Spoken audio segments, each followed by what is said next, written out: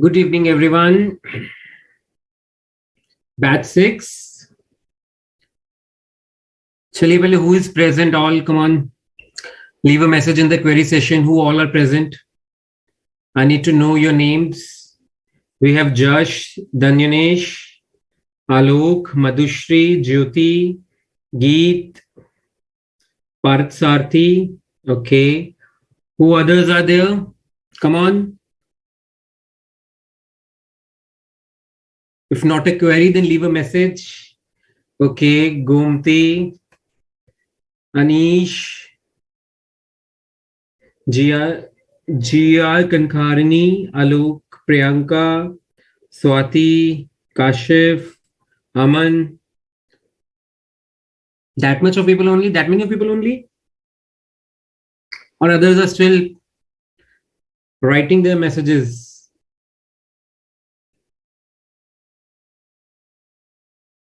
So good. Nice. Bhuvanesh Raja, Harshita, Saurabh, Kojima, Saurabh, Sagar. Okay. Pranav. Okay. Fine. Abdul. Fine, Abdul. Okay. So, how's the journey been of audit till chapter 5? Enjoying it? I suppose those people, those students who haven't yet done auditing in their graduation, the direct entry students might have done it, but the foundation students might not have done it. So how are you finding audit as a subject? See, you have to keep on interacting with me throughout the session. Okay. We'll be doing a technical chapter today, audit in an automated environment. It's kind of technical audit coupled with computers and technology. So how an auditor, what does an auditor need, the skills an auditor needs to have, and what should be his considerations while auditing in an environment where there are so many of computer systems. So we have only one class. We'll keep on interacting as well as we'll be covering our chapter, and it will be my utmost try that at the end of the session, we do cover up one case study as well, which is important from examination point of view. How to read case studies, how to attempt the questions from case studies, we'll be getting to know that. Okay. But the only condition is you have to be quite interactive. Okay. बात करते रहिएगा. अगर तुम सो गए तो chapter so जाएगा. चलिए. Okay, Deepti, Rajshri, Chakshu, Ramnivas, Aman. Okay, easy, interesting, complicated. Madhushri, this chapter is not difficult. It is kind of like you need to understand the concepts really well. And Josh says it's a bit tough. I understand. It's a bit tough because it is new for you. And sometimes understanding things is better when you have sit down to write them, to write your answers and to use professional words. Sometimes it looks a bit tough. But nevertheless, read it, understand it, learn it, practice it, more practice it, then you'll be able to go through the subject. It'll be really easy for you to understand audit, and this is something which you are going to do throughout your life. CA Inter, CA Finals, and even after getting into your career, your job, your practice.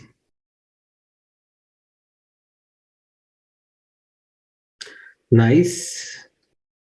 Okay. Naman, I'll be using a mix. If you are not able to understand anything, just let me know. I'll be using a mix. Okay. It has been informed.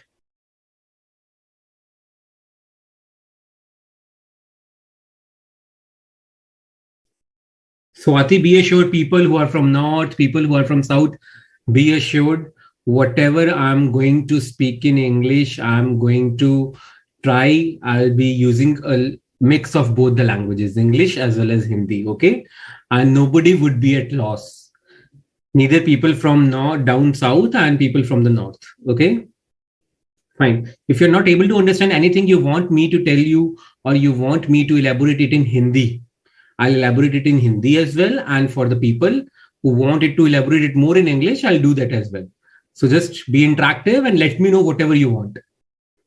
ठीक है? Okay?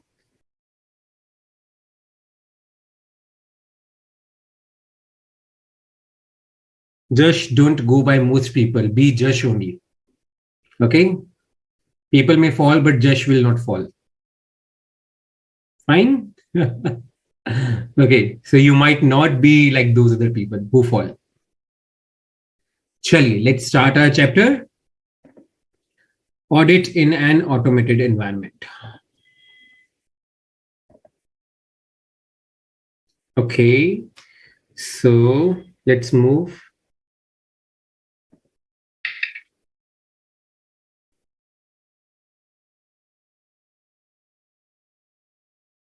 We'll discuss how to write audit paper. We'll discuss at the end, definitely. Okay.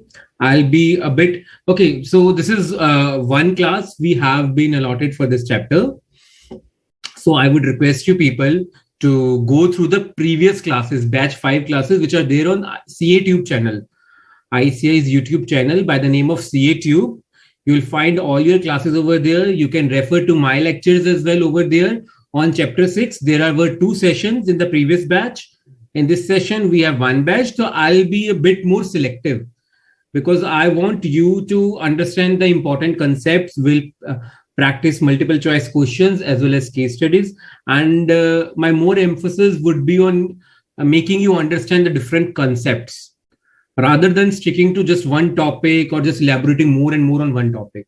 Okay, even if you find any doubts, you feel that this is something which we need to understand more, or if I could elaborate more on that, so you can always go to that channel, and the videos are there.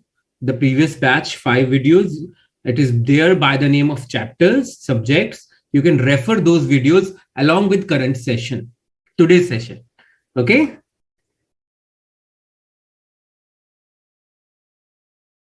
Gomati, the next session is next chapter, audit sampling. Okay, so this chapter carries a weightage of 15 to 20% along with your chapter 4, risk assessment and internal control. We have divided the whole chapter into 3 parts. The part 1 is general, where we will understand what is automated environment, what are the key features of automated environment. Then what is the relevance of IT in audit? Relevance means importance, right? Why is it required? IT की audit में ज़रूरत क्या है? Then part 2, we have risk controls and testing. See, you have read about risks in business environment in chapter 4. Risk, what are the risks? Risk assessment, what are the internal controls in a business environment? Compliance, substantial procedures. You have read about audit risk, detection risk, compliance risk, everything, right? And then testing of risks. So you have done this topic in chapter number 4. We are going to apply chapter number 4. What you did in chapter 4 was normal business environment. Now, in our today's session, the business environment of the client is of IT. This is the business is highly dependent upon IT. आपका client वो है जिसका computers का बहुत use है, बहुत ज्यादा computers and technology use होते हैं. The client is making lot of use of technology and you are the auditor of that client. So how are you going to apply the knowledge gained from chapter 4 to a specific business environment which is highly dependent upon IT? That is why it is automated environment. Okay, so risk controls and testing in an automated environment. कौन से होते हैं? We'll understand and document the risk. What is the impact of these specific IT related risks? So in this chapter, whatever you have done till chapter 5, we are going to apply all the basics in an automated environment. What are the types of controls in an automated environment? Because there would be different specific risks, specific procedures, and then what are the various controls which can be used to mitigate those risks. I hope you understand the meaning of mitigate. Mitigate means जितना कम से कम हो सके उतना कम कीजिएगा, acceptable level, reducing anything to an acceptable level, not below that. That cannot be reduced below that. If the risk is there, mitigation means that you have to reduce the risk to the minimum possible level. Okay. Definitely, I'll be uploading the slides as well as I'll be uploading the multiple choice questions. If you are not able to cover the multiple choice questions in today's session, I'll be uploading that for you with answers so that you can practice those questions. You'll be getting the answers, and even I'll be uploading the case study, which I'm going to discuss at the end of the session. Now we have read about risks and controls. Now we'll be reading the testing methods. The last is some important miscellaneous topics which are specific to this particular chapter. Like the topic of internal financial controls, very important theory part. Data analytics, or you can say data analytics, right? Data analytics is the most interesting part and the future. Audit findings relating to our audit part. And then we are done through the chapter. Okay, first of all, we have what is automated environment. So as you people are asking me, sir, how to learn audit, how to write audit. Okay, I'll keep on discussing that simultaneously. Let us take an example. For example, we have the definition of automated environment. What do students do? They keep on mugging that up, right? रट्टा मारने की कोशिश करते हैं. Okay, इतनी बड़ी definition है 3 लाइनों की. 3-line definition, they try to mug that up, the cram. So there is no need. Remember, in every professional course, you might complete your syllabus, you might revise n number of times, but if you don't have a proper strategy to study, it is of no use. You are repeating that thing again and again. For example, one kind of strategy, if there is a definition, उसे तोड़ दीजिए. Just break the definition into parts, learn that in the same manner, and while writing in the exam, write at a stretch. You are sorted. How? See, if I have to learn automated environments definition, I'll break it into parts, in parts which are understandable. For example, I'm telling you the meaning of automated environment. So, देखिए ध्यान से. You can see over here.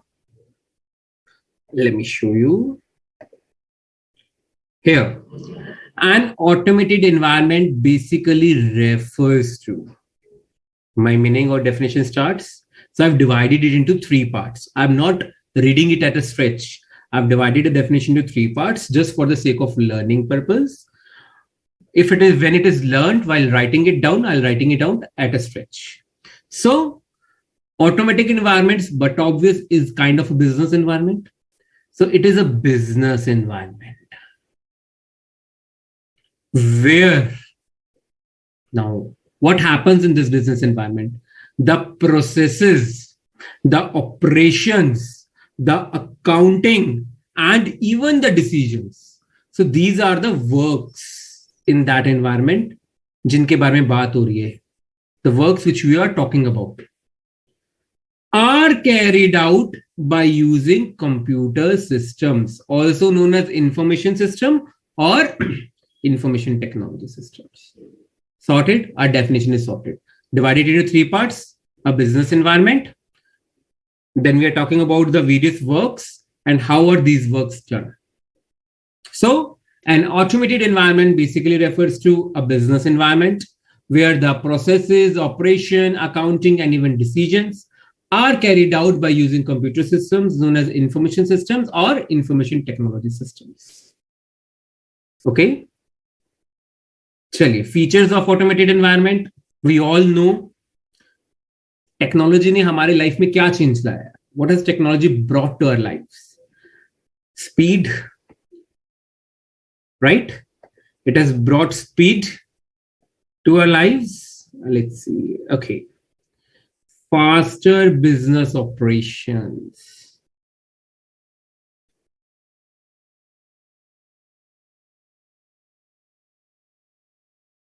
Then accuracy in data processing, because the machines are doing the work. They have been fed with an algorithm.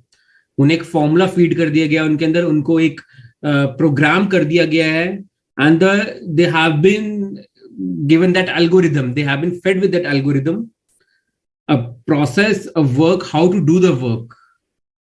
So there will be more accuracy in data processing, no human errors.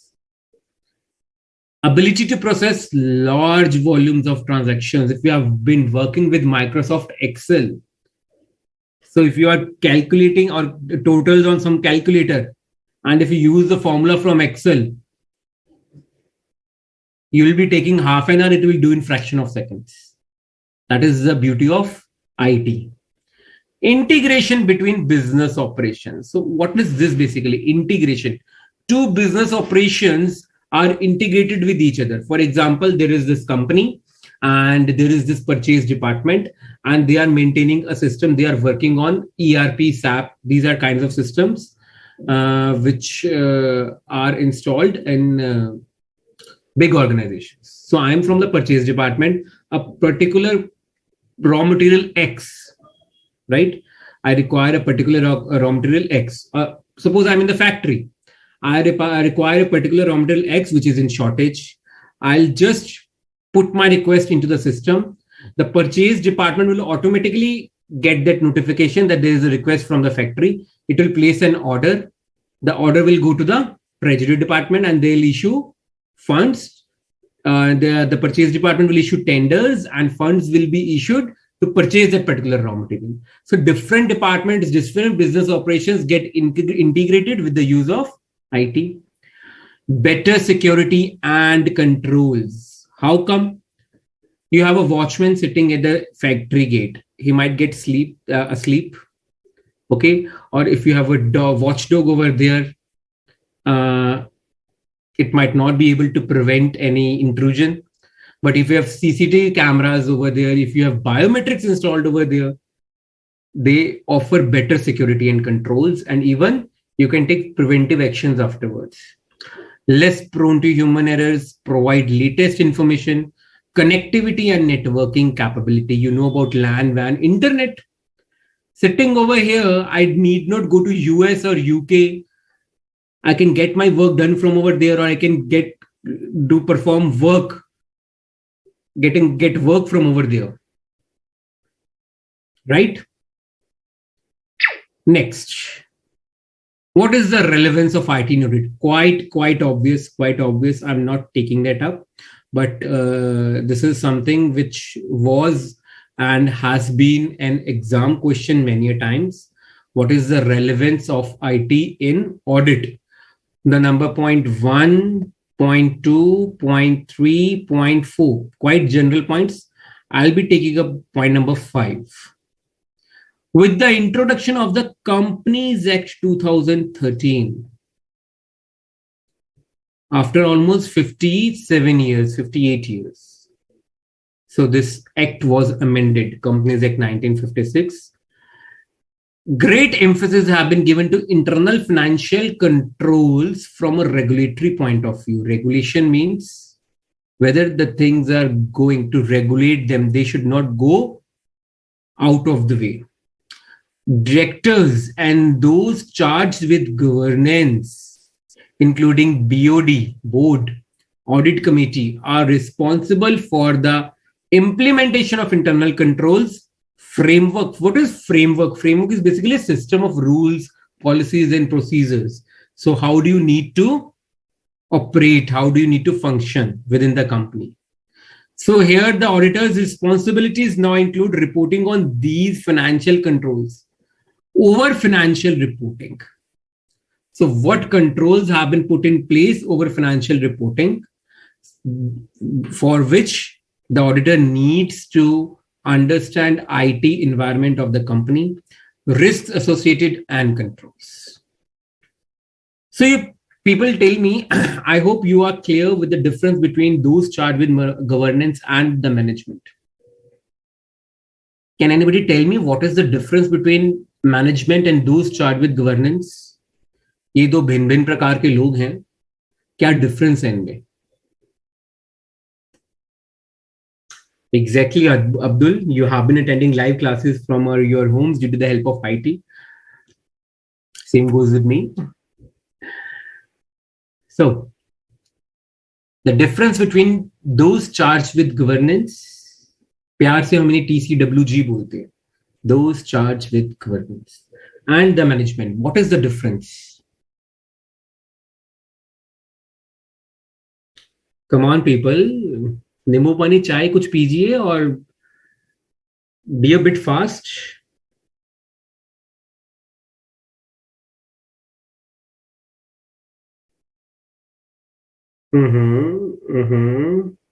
Geet has answered. Alok has answered.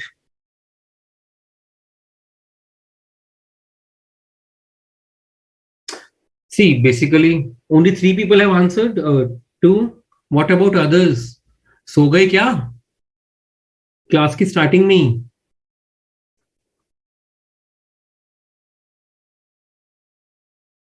Oh, nice.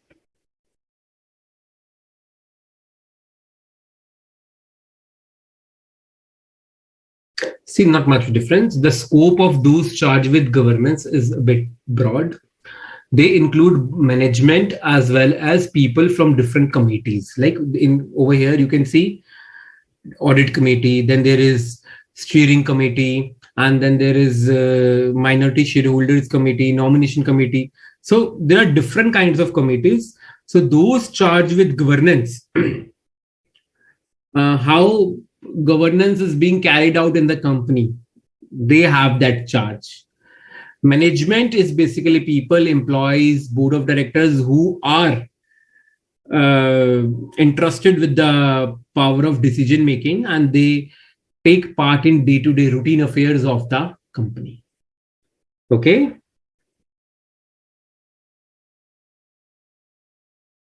Good, Jyoti. Very good. Very good, Abdul. Pritika, good. Yes. GR, really good. Okay, GR, it's kind of, मैं तुम्हें GR बोलूंगा तो it's complain. तुम्हारा नाम क्या है पूरा वो लिखो जरा यहाँ पे. Please write your full name, Miss GR Kankaharini. Okay, what's your first name? The statutory committee, kind of these committees and all. Fine. Chaliye. Given below are some situations in which IT will be relevant to an audit. So, some situations, this is also an examination question. So, examination question is, one question is, what is the relevance of IT in audit? The answer is this slide. Now, the question is asked, mention some situations in which IT seems to be or will be relevant to audit. So, these are some practical situations. The answer is this slide in that case. So, where do you feel that the auditor needs to have a proper understanding of IT? He needs to be well versed with the knowledge of IT. So these situations warrant, ऐसी situations हैं जहां पे हमें लगता है auditor को अगर ऐसी बिजनेस एनवायरनमेंट का वो ऑडिट कर रहा है तो उसे आईटी की नॉलेज होनी चाहिए. If the auditor is auditing in such business environment, then he should have thorough understanding of the use and application of IT, because IT helps in the audit also. So where there is increased use of systems and application software, ERPs, have you read about ERPs? Yes, I'm getting it. Yes, Kanak Karini. Kanak, I'll call you Kanak. Okay, I'll address you as Kanak. Kanak, I'm getting your answers. Then where complexity of transactions has increased, like banks. You have NEFT, you have RTGS. Now after UPI, even 1 rupee, 2 rupee, 3 rupee, 10 rupee, you are not getting candies in return. What would you do if something was of 7 rupees, 8 rupees, you will pay 10 rupees? Because we usually do not carry chutta coins with us. Hana? So what would you do? You will give 10 rupees and then you will get candies in bag. Oh, uncle वो वाली दीजिएगा, ये वाली नहीं. Candy लेनी है तो वो वाली दीजिए हमारे पसंद की. No, you are the candy. You know, the candy business is on a decline just because of UPI, the UPI payments and all. If you want to pay 7 rupees, you'll pay through UPI. And if you go through your bank statements and all, so many transactions, 7 rupees, 10 rupees, 15 rupees, and so many wallet transfers and all. So see how complex the transactions has become. The volume of transactions has increased. Then high-tech nature of business, like e-commerce, the e-commerce websites. You have Flipkart, Amazon, Make My Delivery, Make My Trip, and Goibibo, kind of e-commerce websites. Even businesses are getting online. They are getting their websites made and getting their orders on that. And especially after the the post-COVID period, technology has found bigger use. The use of technology has multiplied. It's like infinity. Volume of transactions are high. Insurance, banking, railways ticketing, companies policy, compliance, that the company's procedures are such that they cannot be done without the use of IT. Banking, IT is must.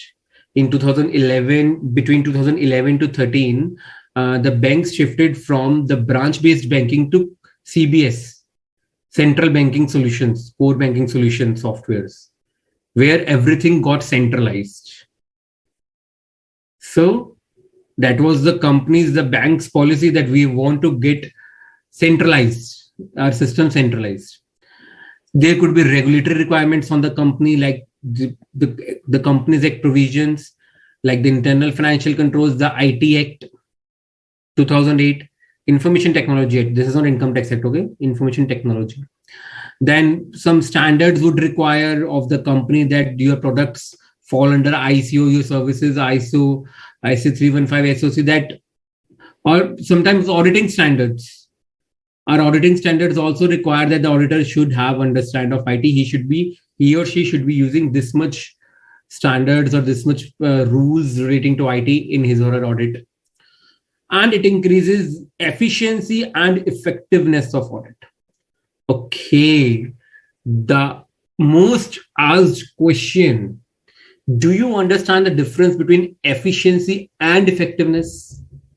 What is the difference between efficiency and effectiveness? Come on.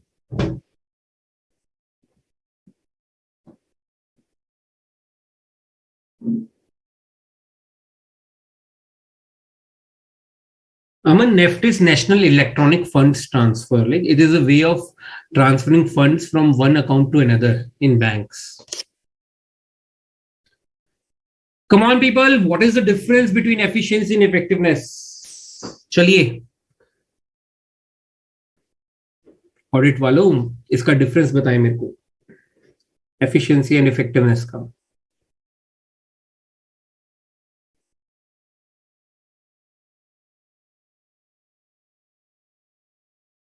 Oh, good.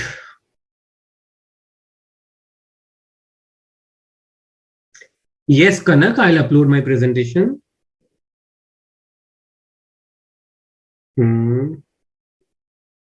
Good, Varsha, very good. Nice, Anish. Good, Josh. Okay, so Josh, you have to be particular with your words. Like, okay, you need to practice more of audit vocabulary. This is for Josh. Josh, do practice more of audit vocabulary rather than simple lenient or layman English, or the words which you use to understand the concept. So you have understood the concept really well, like efficiency is quantity and effectiveness is quality. Good, but you cannot write it in an exam. You have to write in a more professional manner. That is what makes your answer stand different from other people. So Josh, you would like that efficiency basically means that how efficient you are, how have you done the work timely, right? And how effective is, what is the result? Efficiency is work related during the work, and effectiveness is the result of the work. Okay. So effective is how productive is the result, what is the yield, and efficiency is how well, in the least possible time, what best results could you give. That is efficiency and effectiveness.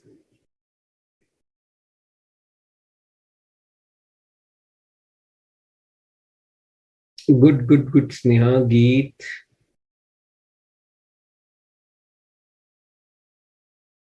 So do what I tell usually at the last of this, any batch, during the last chapter, what I tell everyone is that start maintaining a choti si copy, a copy or some pages in your file or whatever, wherever you are practicing.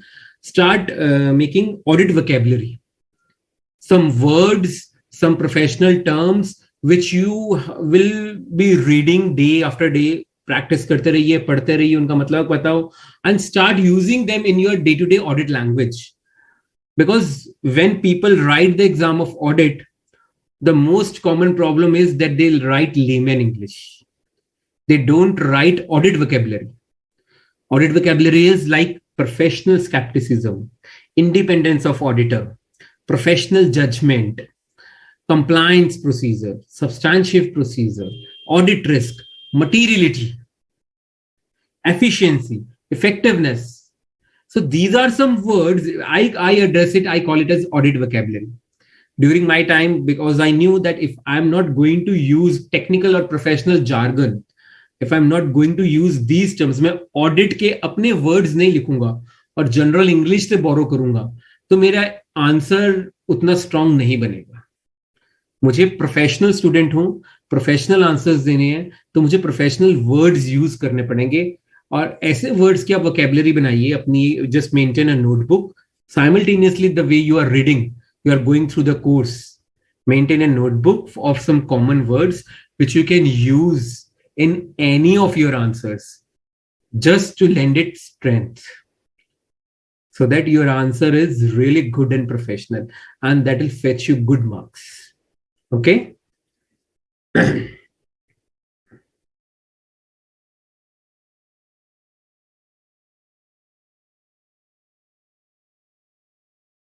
IT increases efficiency, Dinesh. Less errors, efficiency increased, time is saved.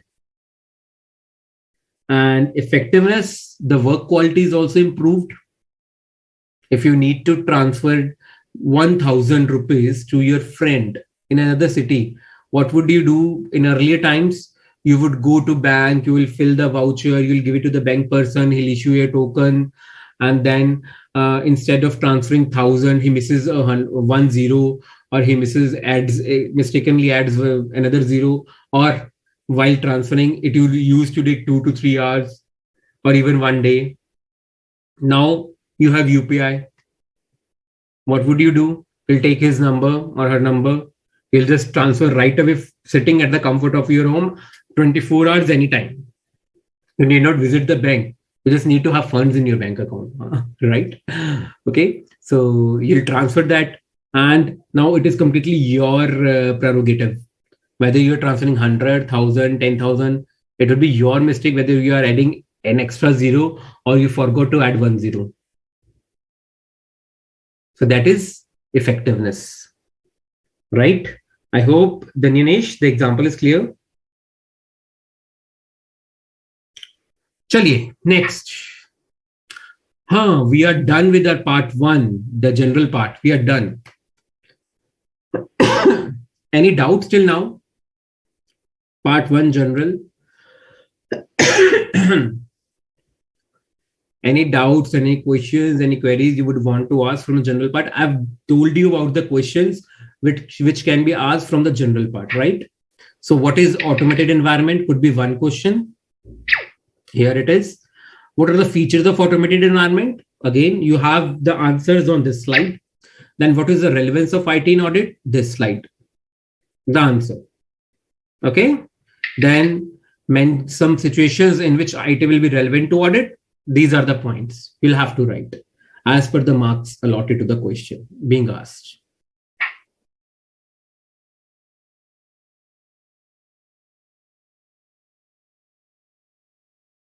If anyone wants me to repeat anything I'm using English. If anyone wants me to repeat the meaning of any word or any sentence or phrase in Hindi, I'll do that. I'll do the अनुवाद. Okay? Just let me know. ये मत सोचिएगा भी we are asking sir to repeat it in Hindi or English. Just be comfortable. आप जिस language में बोलेंगे मैं उसको ट्रांसलेट कर दूंगा आपके लिए. But you have to let me know अगर कुछ समझ में नहीं आता है तो. चलिए. So part 2, risk controls and testing in an automated environment. So first of all, we'll subdivide it. First, we are going to do risks and controls, right? This is our part. So an auditor is required to understand the entity and its business, but obvious, if we are the auditor, you should understand what kind of environment it is and what processes do they follow, what business they are into, because each business has a different environment. A hotel is different from a transport company. IT company is different from a departmental store. So these are some different varieties in business. You should understand the entity's structure, the business environment, and what kind of systems, accounting softwares they are using. So this is what SC 315 is all about. Understanding the entity and its automated. Auto on its own, mated means related to machines, right? Involves understanding how IT department is organized, the IT department of the organization. How are the IT activities carried out? What is the dependency on IT? What are the risks related and what are controls that have been put into place? So risk and control, these two terms, मैं ये मान के चल रहा हूं, I am assuming आप लोगों ने चैप्टर 4 में बहुत अच्छे से कर लिए हैं. What are risk? What are controls? Risk is what? Something unbearable happening. कुछ ऐसा जो नहीं होना चाहिए. Risk. उसके होने की tendency, probability. That is risk. What is control? Controls are basically policies and procedures which have been put into place to handle those risks. उन रिस्क को कम से कम करने के लिए. And if those risks lead to any loss, उस loss को कम से कम करने के लिए. These are controls. And what is testing? हम check करते हैं. We test controls through different techniques and procedures. How are the controls working? For example, let me take you an example. You have a watchman. What is the watchman for? Physical access. Nobody enters your office or your house. Nobody unauthorized. So what is the risk? Any unauthorized person entering your house. कोई अनजान व्यक्ति आपके घर में घुस रहा है. That is risk. ऐसा ना हो. Something like this doesn't happen. You put in place a control. What is that control? You employ a watchman over there at the gate, a security staff over there at the gate of your office, your house, whatsoever. So that is a control, right? Now, how do you test that control? One day in the middle of night at 12 a.m., I just go out and check whether the security staff is awake or karate le rahe hai, sleeping. I'll go and check. So this is what I'm testing.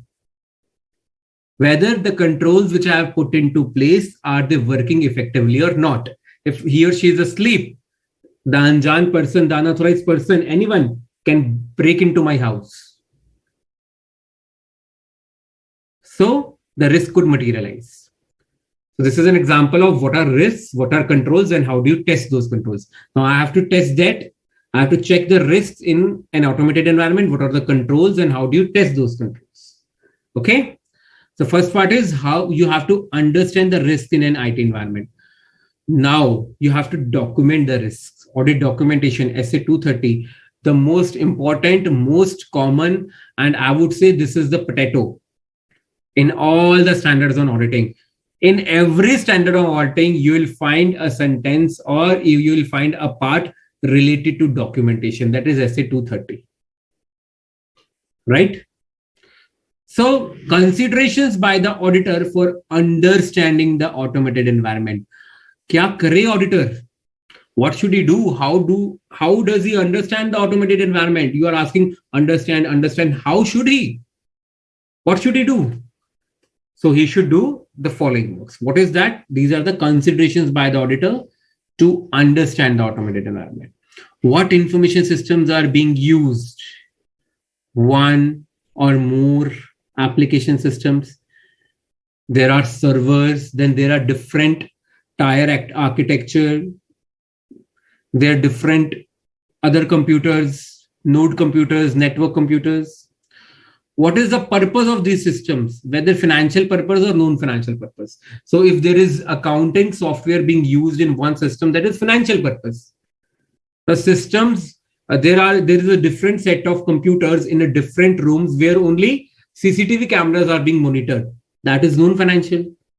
For the purpose of security and access, you are monitoring CCTV cameras. So I'll say in this particular room, CCTV camera server is there, different computers are there, screens are there, people are there who are operating and checking, keeping a like supervision over the CCTV cameras. So non-financial purpose. On the other side, in this room, they are maintaining accounting, finance, softwares, the documents of the organization. So the purpose of these systems is financial. Location of IT systems, local versus global. So if you have a local network, you are working on a system which is local. That is local IT system. They are connected through the help of wires or Wi-Fi within your building. Global. Have you heard about cloud computing? Have you heard about drives, Google Drives, Dropbox? Have you heard about it? vShare. What are these websites? What is Drive? If you save any file or anything working on your drive, this is called real-time access. You can work on that particular file. It is saved in a cloud, and the cloud is not that cloud barish wala, rain wala. No. The cloud is basically refers to a server which the particular company is providing you. Your Google Drive. The Google is maintaining each and every information. Do watch the video of Google head office on YouTube after your session, and you'll get to see the machines, the wires, and how is the wire, how the data is being maintained, preserved. And with so much of machinery, there is a risk of heat, fire. How is that controlled by circulating water in the pipelines? Such beautiful concepts. Due to paucity of time, I'll not be able to show you that video, but I'll definitely tell you to watch that video, right? Then what is the architecture of your computers? Desktop based. Desktop means this is my desk. On the top of it is a computer. That is a desktop computer. Client server architecture. For example, there is this particular computer, which is the boss of all the computer servers. Every information is being maintained in this particular computer. And then there are different other computers attached to this computer who retrieve information from this computer. And many people can work upon different files by extracting it from this particular boss computer. So this is a server and other computers are its clients. Web application. So what is a web application? Your websites, YouTube, Insta, Facebook, and then cloud-based. Cloud-based is the server is not in your building. There is a third company which is providing you this service. They do this only, that they preserve your data. Whenever you wish to work, you can extract the file from their server and you can work upon it. And anybody sitting anywhere, if somehow I'm in Canada, I'm in US, I'm in Antarctica, I don't know whether I'm not on Mars or not, but on Earth, I can be anywhere. I just need internet connection and I can work upon my file.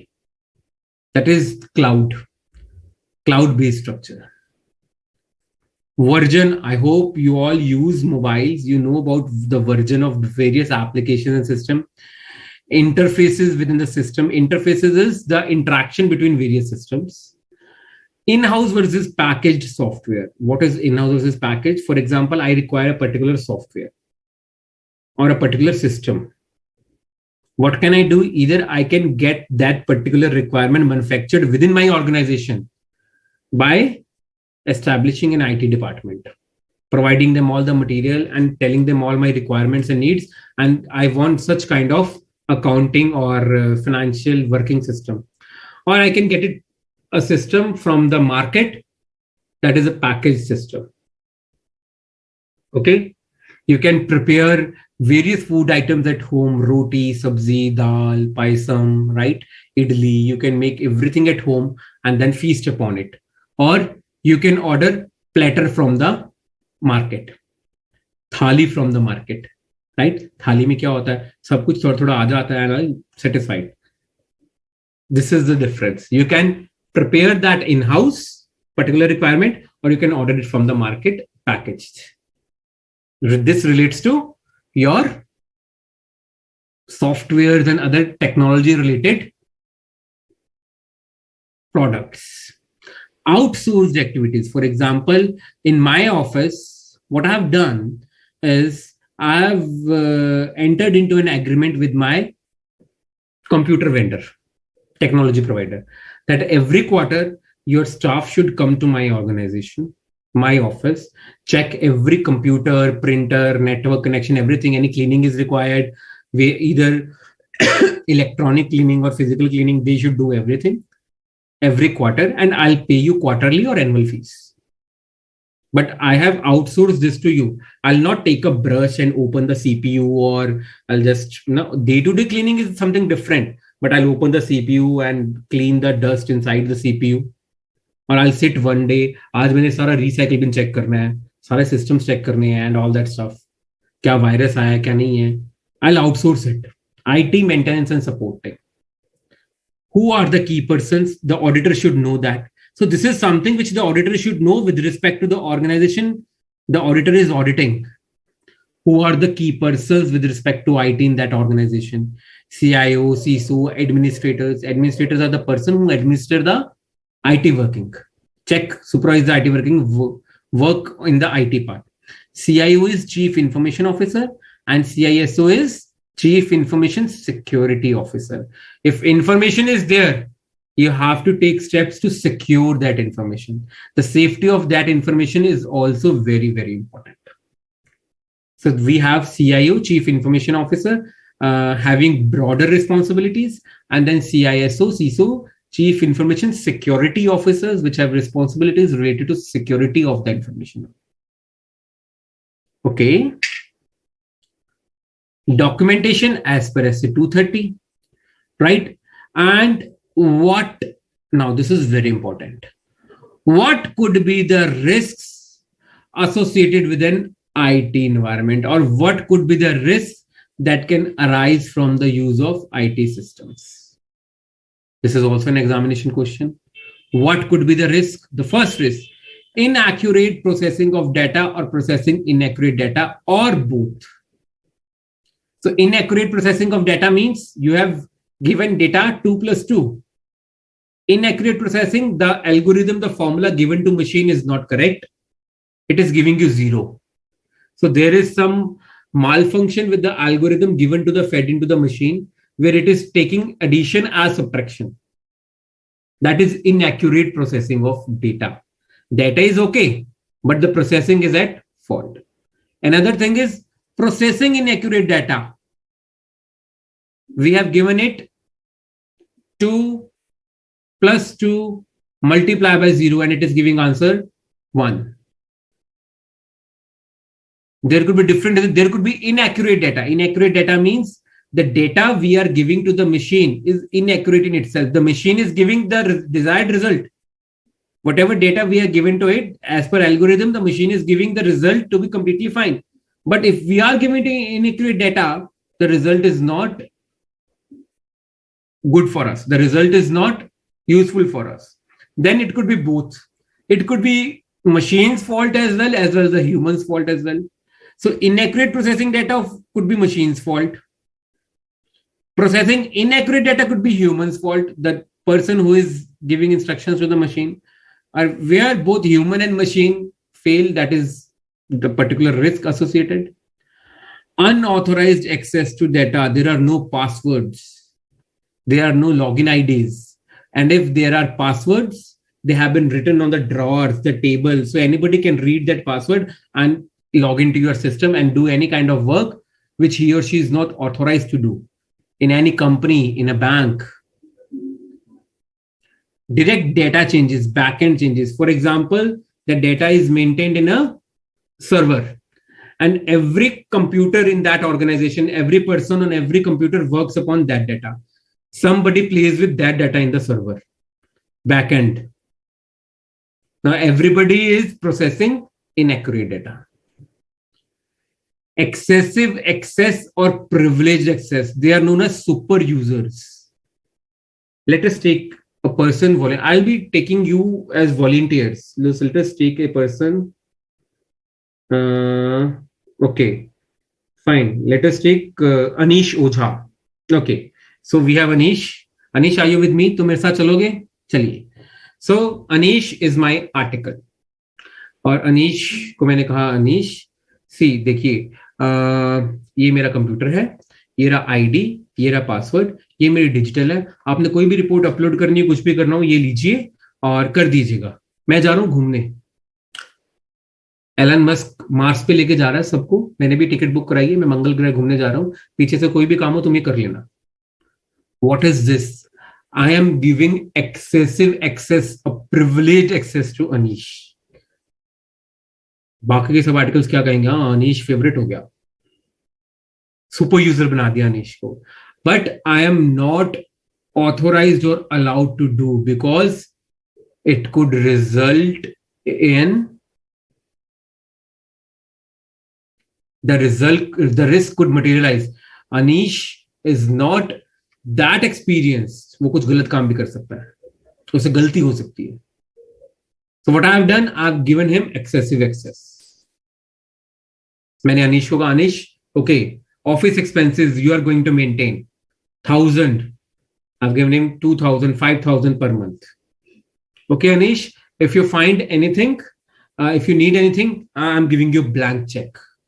In the movies, like they used to give the blank checks to their मेरी बेटी की जिंदगी से निकल जाओ वो वाला. I'm giving a blank check to Anish. Anish, अगर रुपया कम पड़े ऑफिस के एक्सपेंसेस के लिए तो ये ब्लैंक चेक फिल करना और आप कैश विड्रॉ करके लाना.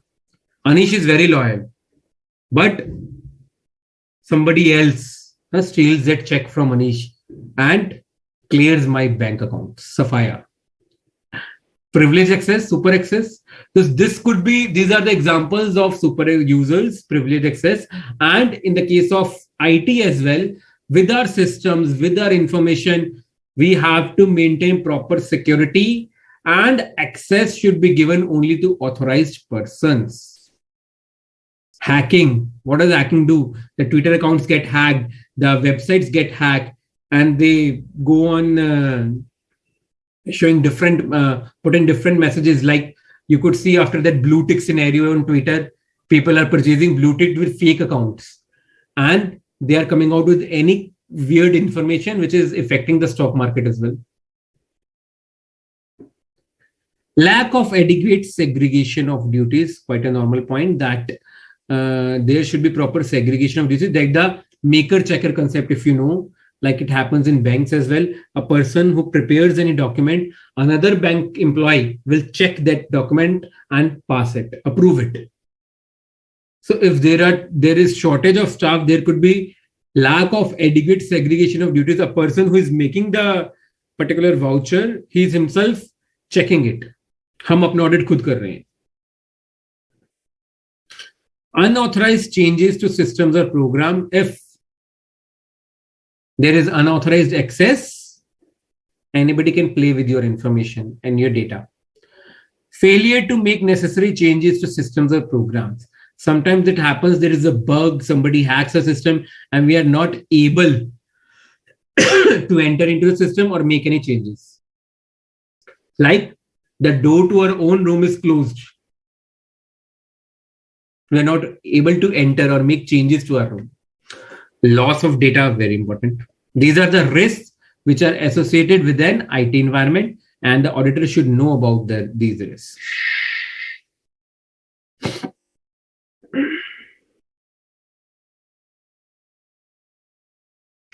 Yes, Abdul, the excessive excess is like power of attorney, like kind of, but it is not written or verbal. It is kind of verbal. You are giving your powers to somebody else. Okay. Now, if these risks not mitigated, I've written the word not mitigated. Okay. Mitigated means, I hope you understand, कम से कम level तक लेके आना है इसको, कम से कम level तक जो acceptable हो, उससे नीचे हम लेके जा ही नहीं सकते. इतना रिस्क तो रहेगा ही रहेगा. ओके, इतना रिस्क तो रहेगा ही रहेगा, आप कुछ भी कर लीजिए. Mitigation means to reduce the risk to an acceptable level, the lowest possible level. So if these risks are not mitigated, controls are not put into place to mitigate these risks, what could be their impact? कैसे वो तंग कर सकते हैं organisation में? Impact on controls. First of all, we'll do this. Impact on controls. The controls, like the policies and procedures which you have put into place in the organization to check on these risks.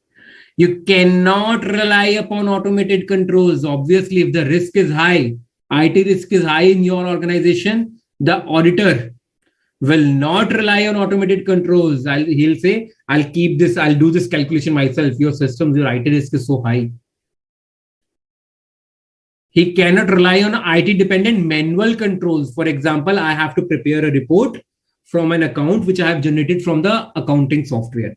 If there is problem with the software, there is risk in the software, it is giving false information. Whatever report I am going to prepare from that particular information, it is going to be faulty. So as an auditor, I cannot rely upon that human-made report as well, because it is further dependent upon IT system, where the risk is quite high. System data and reports should be tested substantively for completeness and accuracy. That is, it's complete and accurate. More substantive audit work is needed because controls are weak, risks have been not mitigated. This is what an auditor studies after getting a knowledge of the business environment and processes. If he feels there are risks and there are weak controls to mitigate those risks, it would be the effect on controls, and auditor will have to do more work. Now, what is the impact on auditor's work?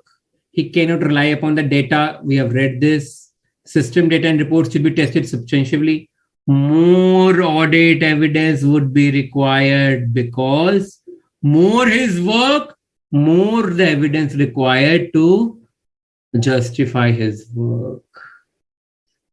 Now, the last part, when the auditor comes to report, he should communicate this to those charged with governance, because they are the people who have to take care of the compliances and governance in the organization. Bhai, what is happening in your organization? There are risks. And people in your organization, you're not doing anything to put controls in place to mitigate those risks. What is happening? क्या कर क्या रहे हैं आप लोग? I'll communicate with those. No, मैं ऐसे नहीं बोलूंगा क्या कर रहे हैं आप लोग, in a professional manner. And I will modify my audit report accordingly. Whatever report I'm going to give, I'll mention this fact in that report. What is modified means? So there is this particular format given by your standards on auditing, and there is this modified format as well. If you want to make any changes, this is a modified format. Okay. Look, coding is something different, quite high level. Not our cup of tea right now. So what could be the to mitigate such risks and maintain confidentiality, integrity, availability, and security. CIAS. Now, looks like a Spanish term, huh? CIAS. C-I-A-S. CIAS. What is CIAS? C is confidentiality, I is integrity, A is availability, and S is security. Then Inish, he'll study the environment, he'll check the controls, he'll check the systems, then he'll get to know whether the IT risk is high or not. If the systems are not being maintained properly, the proper controls are not put into place, he'll understand that IT risk is high. He'll check ID, passwords written on tables, on drawers, anybody is using every other is a system. So by observing the working in the organization, the auditor would come to know whether the IT risks are high or low or average in this particular organization. On the basis of his conclusion, he'll prepare his audit program and procedures. Yes, Abdul, you're right.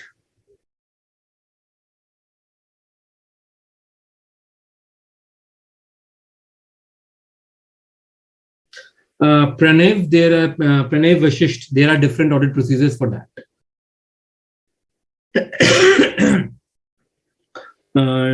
Study about IDEA and ACL softwares, Pranav. Mr. Vashisht, study about IDEA, Microsoft Excel, IDEA software, and ACL software. You'll get your answer. So what are the kind of controls we need in an IT organization to mitigate the risk and maintain the confidentiality, integrity? Confidentiality, availability, the data should be available to you as and when required. Security, it should not be easy to steal. And integrity is what? The data is in its original form. It should not be tampered with, not be easy to change. So maintain all these features, the CIAS of the data. What controls? General IT controls. General IT controls is like the blood in the body. Okay, the blood in the body travels everywhere. General IT controls. So they are everywhere in the organization. System on, off karna hai, general IT control. How are the systems being maintained? General IT control. So general IT controls is like the doors of your house, the main entrance, then other doors to different rooms and everything. The general IT controls.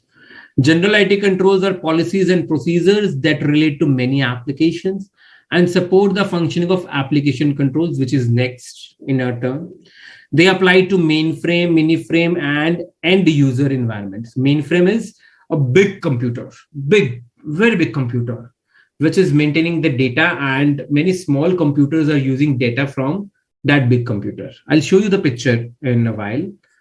Miniframe is smaller than that, and end user is the people who are using it at the end in the chain.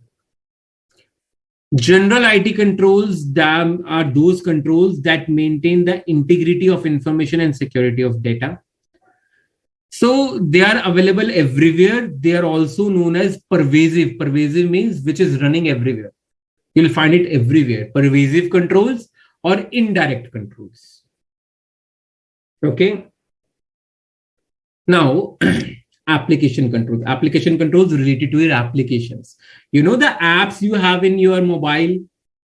So what is a general IT control? Your operating system. Apple, you have iOS, Android, different versions of Android. When it gives you a message upgrade or update, that is general IT control. When you have a banking application, you have a travel application, you have Paytm, other wallet applications in your mobile. They are different application softwares to run. General IT provides your operating Android or iOS, provides the foundation, the ground for these applications to run. So it is but obvious that the ground needs to be updated from time to time. Then the building of applications standing upon it, each and every type of application, they need to be updated from their respective websites. That is application control. So they include both automated or manual controls. Automated application controls are embedded into applications like ERP system. Someone was telling me Oracle. Yes, Abdul, supercomputer. No, Kanak. WhatsApp is an application software, not end users. WhatsApp is an application software. Many people use it. Indirectly, you could say it, but not that kind of an example.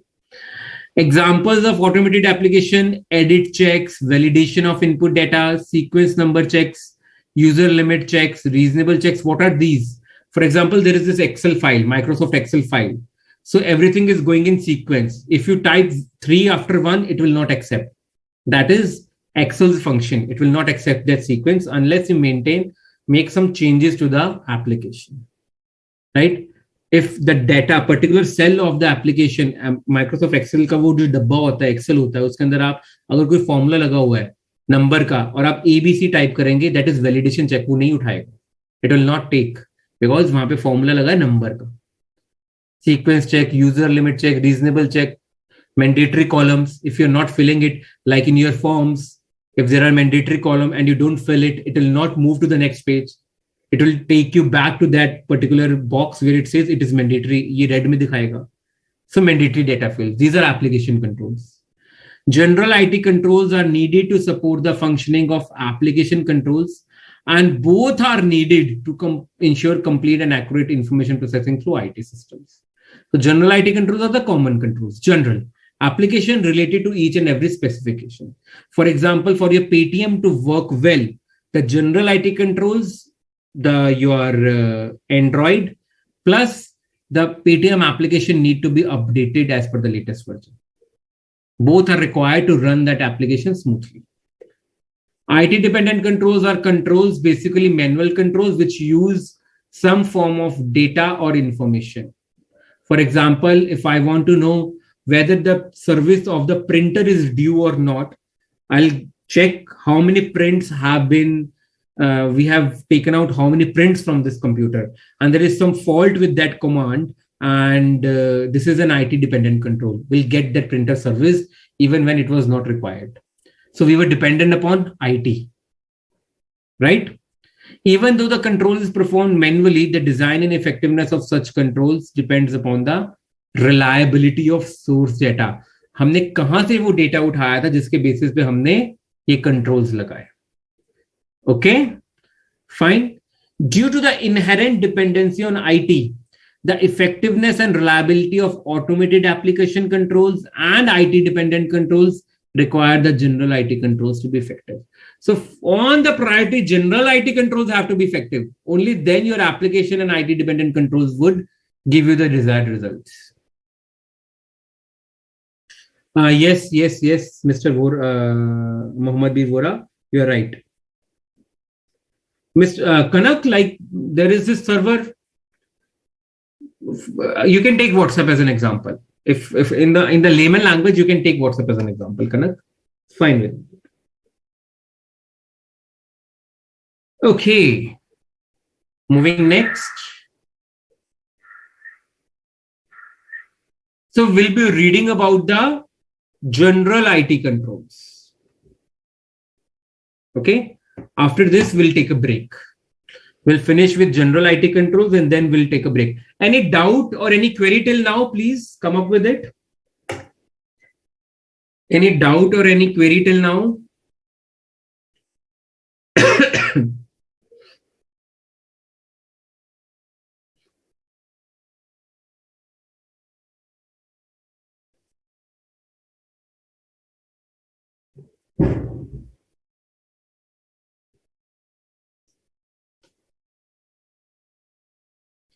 तुम्हारा network slow है या तुम लोग slow हो?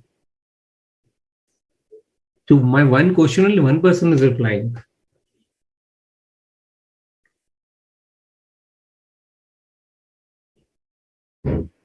Okay. ठीक है. Surely.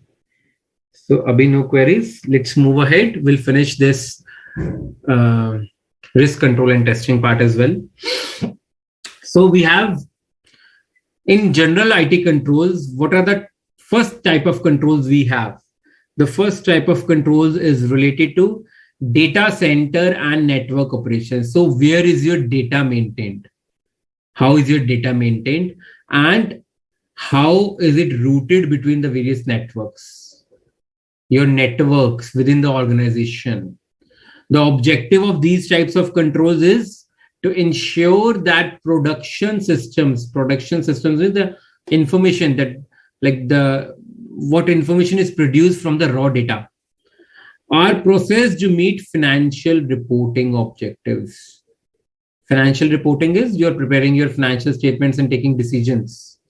So what are the activities covered under data center and network operation? Control activities, overall management of computer related activities, batch jobs, like if you want to process your data in batches, like for example, you want to give prints and you give print of the whole worksheet.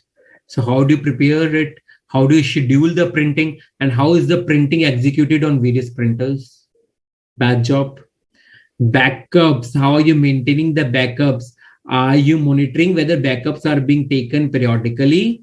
Storage of backup, and if required, can you retain the data and the information from the backups maintained at a different place, in a different drive, on Google Drive, on a hard disk drive, wherever you are maintaining it? Performance monitoring. How is the system performing? For example, your C drive, it shows the red bar. That means you need to clean your system. You need to remove your unwanted files because it is affecting the performance of your system. It would become slow. It will take time to open the files. The same happens with mobile as well. There is no space for new applications to download. Messages need to be deleted. And what else? Recovery from failures, BCP and DRP. What is BCP? Business continuity planning, and DRP is disaster recovery planning. For example, there is a flood in your area or there is an earthquake in your area. In such kinds of natural disasters or fire, what would be your policy? How will you continue the business? Do you have another place where you maintain your data? Will people be working from home and you have a server at some other place where the data is safe? How do you plan to continue your business in case of such events? That is business continuity planning. And DRP is how do you recover from the disaster within your area? There could be electronic attacks as well, virus attacks. How do you plan to recover from the disasters? That is DRP plan.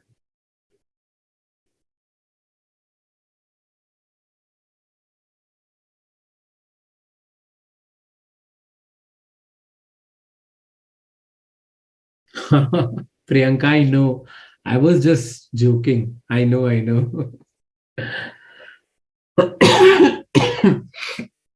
Then help desk functions. What are the help desk? Like, how is the data being recorded? How is it being monitored? And tracking of the data. How is it being stored? Service level agreements are the agreements which you have with outsourced agencies. How do they, for example, I told you I have an agreement with my computer vendor to check, monitor, and comply with all the requirements quarterly. Documentation of operation manuals and service reports, how to operate the systems, and the service reports. Quite general, quite obvious. Program change.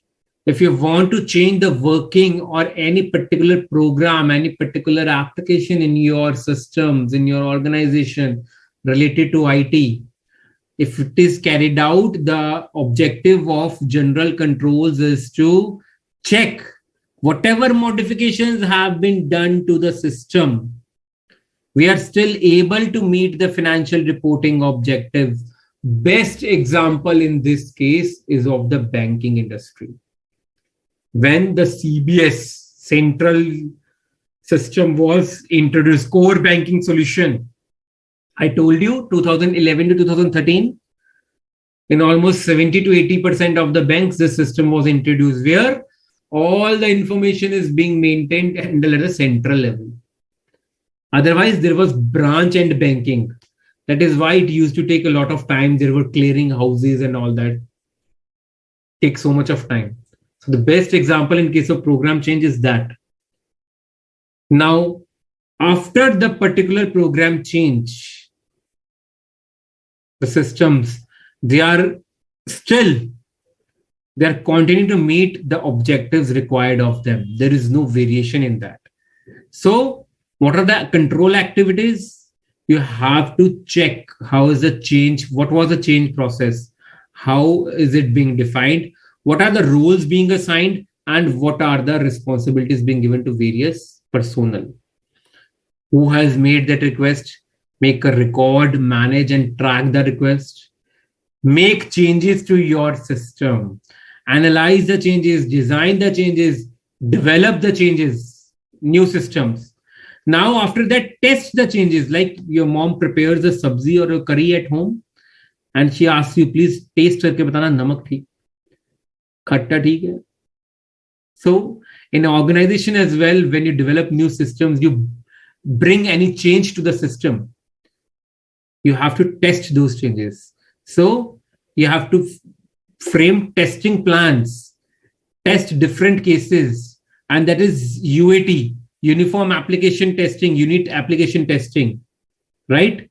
Where you have to test each and every unit uniformly, unit of the system. Now, if they pass all the tests, apply those changes in your main system. Production is production of information. And if there are any emergency and minor changes required, how are they being made? Document it and give training to your users. So the bankers, the bank personnel was given training, right? Like very important training, aggressive training was given to the bank personnel at that time when the systems were changed to CBS. Backup is something which you maintain periodically. Abdul, BCP is a plan which you get it in return in your organization, that if anything, any disaster happens, how do we plan to continue our business? Backup is something which helps in BCP. Backup is a part of BCP. Okay, BCP is quite extensive, broad scope. Backup is a part of BCP. Abdul, am I clear? Access security, very important. This is the most interesting part. Who has access to which systems in the organization, which programs with the application, and the data objective is authenticated, whether it is okay or not, and authorized to meet financial reporting objectives. Whatever data is being used to prepare financial reports, it is authenticated and authorized, provided by the appropriate authorized personnel, and it is genuine, it is authentic. So what are the control activities, general control activities related to this kind of type? This type, security organization, and when, how is the security department organized, security personnel organized? I told you about CIO and CISO. What are the security policies and procedures? Application security, data security, operating system security, network security related to internal network, wires. Perimeter network is within your perimeter. You are using a Wi-Fi system, wireless system, wired system, so they are secure. Physical security, where is your server being placed in the organization? Who has access to that particular floor? कौन उस floor तक जा सकता है? ऐसा नहीं है कोई भी आपके ऑर्गेनाइजेशन कंपनी में घुसा कोई डील करने के लिए, कोई चीज खरीदने के लिए और पहुंच गया सर्वर तक. No. What are the controls? Are there any biometrics installed, or there is a personal security staff which stops an unauthorized person from moving into that direction, to that room? Right? Then again, super users concept, system admin concept, DBA, database administrators, people in your organization who maintain backend data. So only they are authorized to make changes to those backend data. Not everyone is authorized. Application system acquisition, development, and maintenance. For example, now you have general IT system organized. Now you want to prepare. I told you about in-house preparation of different applications. I want that. I don't want to use Paytm or any other UPI app, Quick and all. I want to get my own QR, my own app. so that I could distribute the QR cards or app. I would ask them to download my company's app and make payments over there to me, or I'll make payments to them from that. So if I want to develop that kind of application within my company, so I'll have to get that acquired, develop it, and maintain it. So how are these systems developed, configured, and implemented to meet financial reporting objectives, overall management of development activities, initiating the project, analysis of the project and designing of the app, construction of the app, testing the app and quality assurance, data conversion. Data conversion is whatever data is required from my old system to be migrated to the new system, data conversion. Go live decision, documentation and training. For example, if you guys know about it or not, in the year 2021, the income tax website was changed completely in India. Overhauling of income tax website. From 1st June to 7th of June, the income tax website was closed for maintenance because it was being overhauled and a new website would take its place. So this part was done by then. Project initiation was done, analysis and design was done, construction was done. This part was being done at that time. On those 7 days, testing, data conversion from old website to the new website. Data was being converted. And then they went live. Go live decision was for the date 7th of June 2021 or 8th of June 2021. And on the website, you will find a lot of training manuals and videos for the assessors, how to file their returns, which returns to be filed when, and everything. So that is also an example of application system acquisition, development, and maintenance by the income tax department. Okay.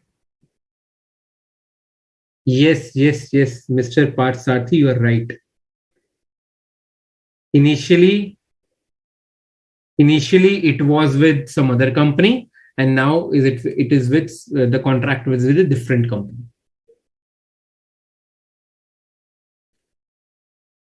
The last part before the break, how do you perform audit test? How do you test controls? You have done this. I suppose there should be no doubt in this. I'm skipping this part. Inquiry, inspection, observation, reperformance. So this is there in the notes. Yes, Mr. Vashisht, launching whatever you have prepared, launching it within the organization to the public, whatsoever the case be. You want me to go through this or any doubts with respect to inquiry, inspection, observation, reperformance? Because you have done this part in chapter number 4, it is the same. To test the controls in IT environment, the same 4 processes. So you have done this, chapter 3, chapter 4. If you want me to take it up again, I'll take it up. Otherwise, quite general part.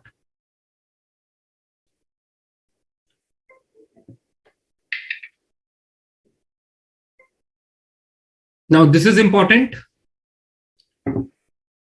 You have to learn this. This is very, very important slide for your multiple choice questions. Very important. Inquiry is the most efficient. Efficient means in a reasonable time, requires less energy. Audit test, but it gives least audit evidence. So inquiry should always be used in combination with any one or other audit testing methods. Inquiry alone is not sufficient. Reperformance is the most effective. It gives the desired results. Most effective. Good quality results. It gives highest yield, and gives the best audit evidence. But it is very time consuming and the least efficient most of the time. So this is your graph chart on the side. Inquiry, observation, inspection, reperformance. In terms of efficiency, lowest is performance. The chart goes like this. And inquiry is the highest. In terms of effectiveness, reperformance is the highest, and this is the level. Lowest inquiry, then observation, then inspection, then reperformance. So generally, what do the auditors use?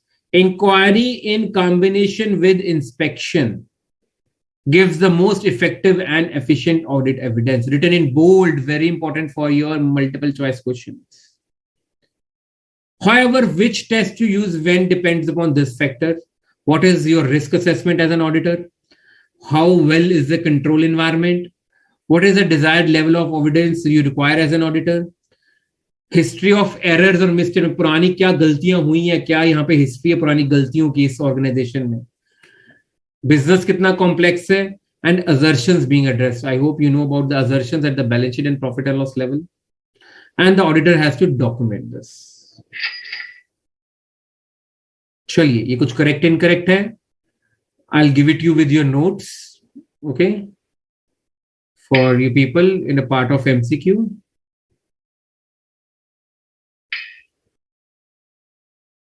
These are some descriptive questions from previous year examinations. So you'll find them in your notes, which I'll be uploading. Okay. So this is the question I was telling you about. Inquiry alone is sufficient to test the operating effectiveness of controls. How are the controls operating? Is inquiry sufficient alone? No. Incorrect answer. Right? So the answers are tagged along with, written along with, you'll find them in your notes with answers only. Okay. Descriptive as well as multiple choice questions. Okay.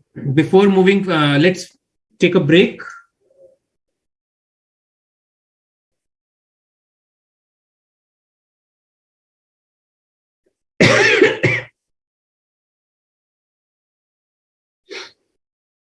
Mr. Bhalotia, you will have to download this particular presentation when I upload it. I'll upload it tonight after the session, and you can download it by tomorrow from this particular website only, the app, from wherever you are attending this particular session. Okay. You can upload it from the, download it from the notes section. Okay, Jyoti. Efficiency. For example, Jyoti, okay, your mom has asked you that, Jyoti, you will be preparing the dinner tonight.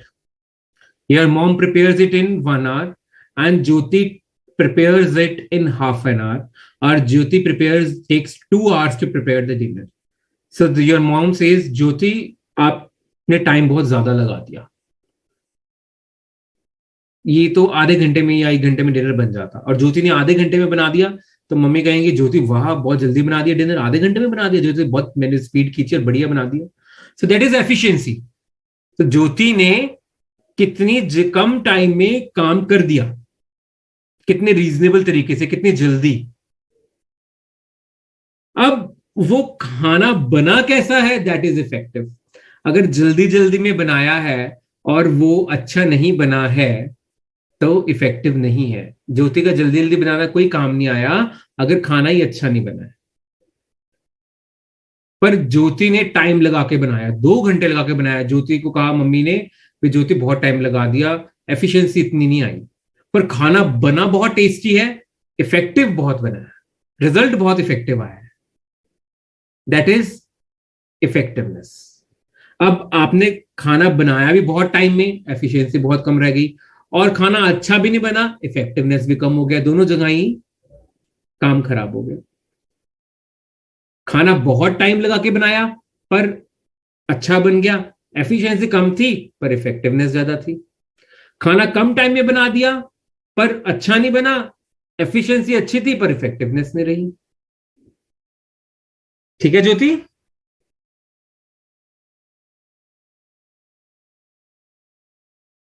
नहीं नहीं mister Vashishth, you are taking it opposite. Effectiveness is related with result and efficiency is related with the time, energy. तुम opposite जा रहे हो प्रणव वशिष्ठ, ये दोनों opposite लिखे हैं आपने. Jyoti, am I clear? Okay. Kanak Kanak, okay, I'll take that up again. Kanal, I was telling you that the diagram, it is just a like comparative diagram. So you have inquiry, inspection, observation, inspection, and reperformance. So it is just a comparative diagram where it shows which is the most efficient and which is the most effective method of audit testing. Yes, Priyanka, you can ask after the break. Swati, reperformance. What is reperformance? Let us take Jyoti's example only, Swati. For example, your mom has asked you to cook dinner. I'm taking general examples. You can apply that in your audit. For example, I'll take audit example only. Reperformance is I have found a mistake in the ledger accounting account. For example, debtors account. I found a mistake, and I'll ask the accountant, okay, do this entry with me. Let us see where is the problem. Whether you are entering incorrect details or there is some problem with the software that it is processing inaccurately. So I'll make the accountant, the data entry operator sit with me, and I'll see, okay, reperform this particular work. Or I'll do it myself. I'll reperform it from scratch to end, and I'll see where the problem is. Is it the problem is with the human entering, or the problem is with the machine which is processing the data?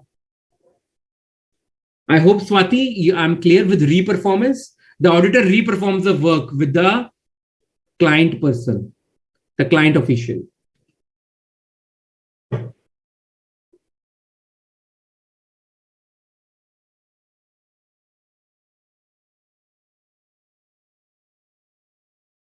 Right, Priyanka, right.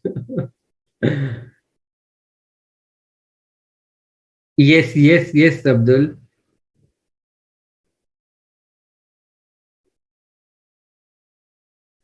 Abdul, for analytical procedures, we have this particular chapter, chapter 8, we'll be doing on Wednesday. Wednesday, we'll be taking up analytical procedures, okay? चलिए, let's take a break. Break लेते हैं. 10 minutes, it's 7:30, 7:40, we'll all be here back and we'll finish the chapter and they take one case study, okay, for your practice, right? चलिए, break for 10 minutes.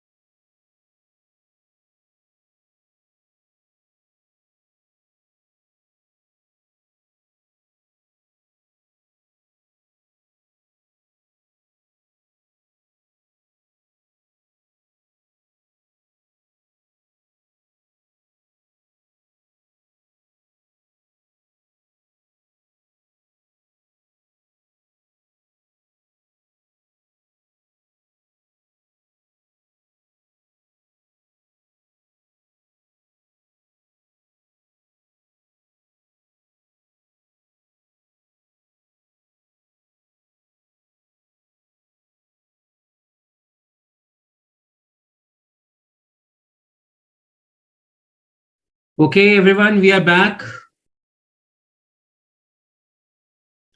So, any doubts or should we move forward? So, see, these are the glossary. You'll find the glossary of technical words at the end of your chapter in your study material as well. So, I'll just take a quick walkthrough to these terms. Applications, you can see with the help of images, you'll get to understand Word, Gmail, YouTube. These are all applications. What is ERP? ERP is a kind of software in big organizations where everything is integrated. Matter related to inventory, financials, human resources, production, factory, service related, purchasing, every, like, it provides every interface, every kind of platform in within one software.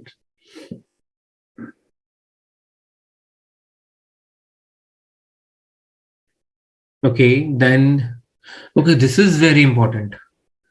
Pay attention over here. So, control deficiency. What is control deficiency? Exists when an internal control is either missing or not operating effectively to prevent or detect a misstatement. You all know what is a misstatement? So if there is an internal control is either not there, it is missing. And if it is there, or if it is there, if it is not operating effectively, that is a deficiency in control, known as control deficiency, if it can lead to a misstatement in the financial statements. Now, moving on to further specification, what is a significant deficiency? Significant deficiency is a type of control deficiency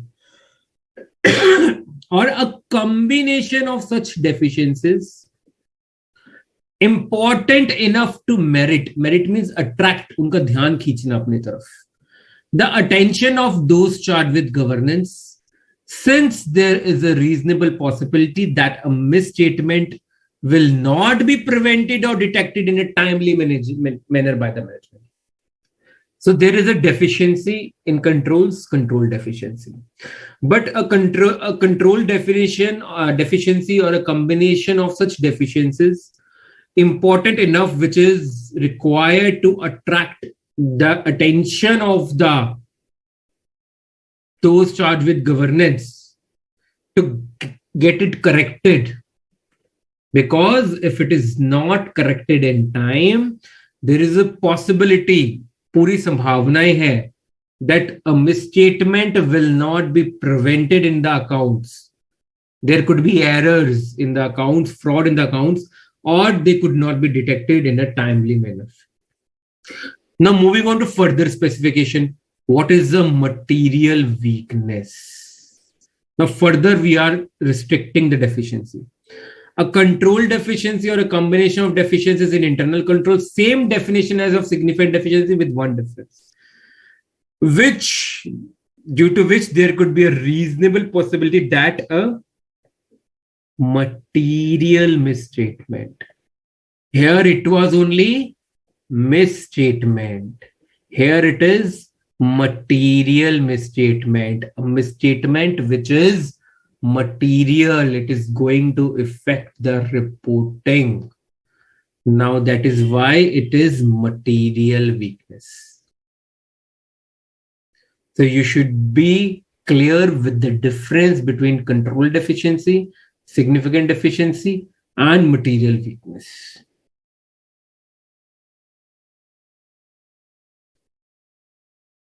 Swati, if there is a deficiency in controls, for example, the watchman is sleeping,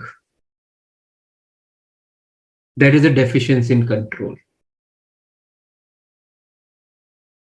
Now, your company maintains physical stock. The company you are auditing, it maintains physical stock in the godown. So there is a tendency that some unauthorized person may break into the godown or the factory warehouse and steal some commodities. That is a significant deficiency. and your high value items. This is a jewelry shop. Very much important for the security staff to be alert throughout the night. Because if something is stolen from the jewelry shop, it is material items would be stolen. In the same manner, in the case of IT systems as well, if there is a normal deficiency, we would say this is a control deficiency which needs to be taken care of. But if that control deficiency is like this, which requires the attention of the management, we as an auditor should have a word with the management, those charged with governance, that this control deficiency, some control deficiencies we ignored. We just have told the people associated in your company that please correct it. But this deficiency is important because it will affect the results of the enterprise. Now, coming on to a deficiency, which is very, very important because it is going to affect the results of the organization in a complete manner. That is material. Materiality, you have read the essay on materiality. What are material transactions? What is material amount? That if it affects the materiality level, that is a material weakness. So material weakness is also control deficiency or a combination of deficiencies. Significant deficiency is also control deficiency or a combination of deficiencies with how aggressive results there could be. More aggressive, higher the control deficiency, material weakness.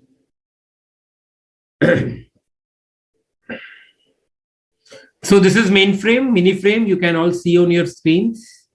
What is the mainframe computers and the mini-frame computers? The computers attached to the mainframe computer are the mini-frames. What is data? What is database? What is direct data change? You know about this. Now, after the glossary, we come to the last topic of the day. Internal financial controls. The policies and procedures put in place by what are internal financial controls. Now again, dividing the definition, breaking the definition into parts, and very important topic for you people from examination point of view, both for the case studies, for MCQs and for descriptive questions. Okay? Any doubt? आप मुझे पूछ सकते हैं English, Hindi, किसी में भी. But make sure that you understand this concept really well. What are internal financial controls? Policies and procedures. नियम, company में काम करने के नियम और उन्हें करने के तरीके. Policies and procedures put in place by companies for ensuring, to ensure what? Reliability of financial reporting. That whatever financial statements have been reported, they are reliable. They actually tell us the true and fair view. Effectiveness and efficiency of business operations. Applicable laws and regulations are being complied with. For example, if I belong to, I'm a stockbroker company, laws relating to SEBI. If I'm a banking company, laws related to RBI Banking Regulation Act. Safeguarding of assets, your fixed assets, your information systems, prevention and detection of frauds. Okay. So those policies and procedures with these objectives, such policies and procedures are known as internal financial controls. And this is an exhaustive list. There is no etc. over here. So these are internal financial controls. There are internal controls, and those internal controls which have these financial objectives are known as internal financial controls. Okay. Now, Companies Act 2013 has placed a greater emphasis on the effective implementation of reporting on such internal controls. So there is this table for a quick reference for you by you people. the reference to the act or the rules of the Companies Act, ये responsibility किसके ऊपर डाली गई है और किन किन companies के ऊपर एप्लीकेबल है. सो एक्ट के कौन से पार्ट में ये रिस्पॉन्सिबिलिटी डाली गई है with respect to internal financial controls, किसके ऊपर ये रिस्पॉन्सिबिलिटी डाली गई, किसको चेक करना है, who has to check whether such requirement is being complied with or not, and on what kind of companies is this section applicable. This table summarizes whole internal financial controls reporting and checking by the auditor. So first is section 134 subsection 5 clause E. I understand, I assume that you all know how to read sections. So this is the section, this is the subsection, and this is the clause. Right? Let me tell you people. तुम लोग को पता है कैसे section पढ़ते हैं? ये आपका सेक्शन है, ये आपका सबसेक्शन है और ये आपका क्लॉज है.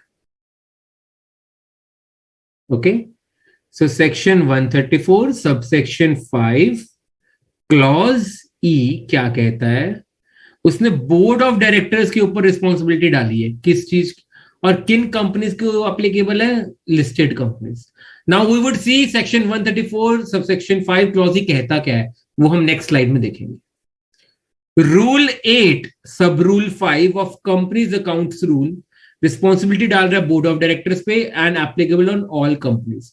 I hope you know about listed companies. Very important Abdul. Listed companies listed with any stock exchange, all companies listed, unlisted, private, public, सबके ऊपर applicable है this rule. Section 149 subsection 8 and schedule 4 to the Companies Act 2013. ये section और ये schedule के अंदर जो भी लिखा है वो रिस्पॉन्सिबिलिटी किसके ऊपर है? इंडिपेंडेंट डायरेक्टर्स के ऊपर, and applicable on all companies having independent directors. Section 177 of the Act, responsibility on audit committee and applicable to all companies having audit committee, all companies which require to have an audit committee. Section 143 subsection 3 clause 1, the most important section for us as an auditor. Section 143 subsection 3 clause 1, statutory auditors applicable to all the companies, all companies. Now, what do these references say? What do these contain? Let us study in the next slide. So, section 134, subsection 5, clause E. What does it say? It says that in the case of listed companies, there is this particular statement which the directors have to give in the annual report, known as the director's responsibility statement, DRS. It shall state that the directors have laid down internal financial controls to be followed by the company and that such IFC are adequate enough in number and were operating effectively. So directors have to give this statement in the annual report that yes, in our listed company, we have taken care of internal financial controls. They have been put into place, are in adequate number, and are operating effectively. So this was the responsibility on board of directors and applicable to all listed companies.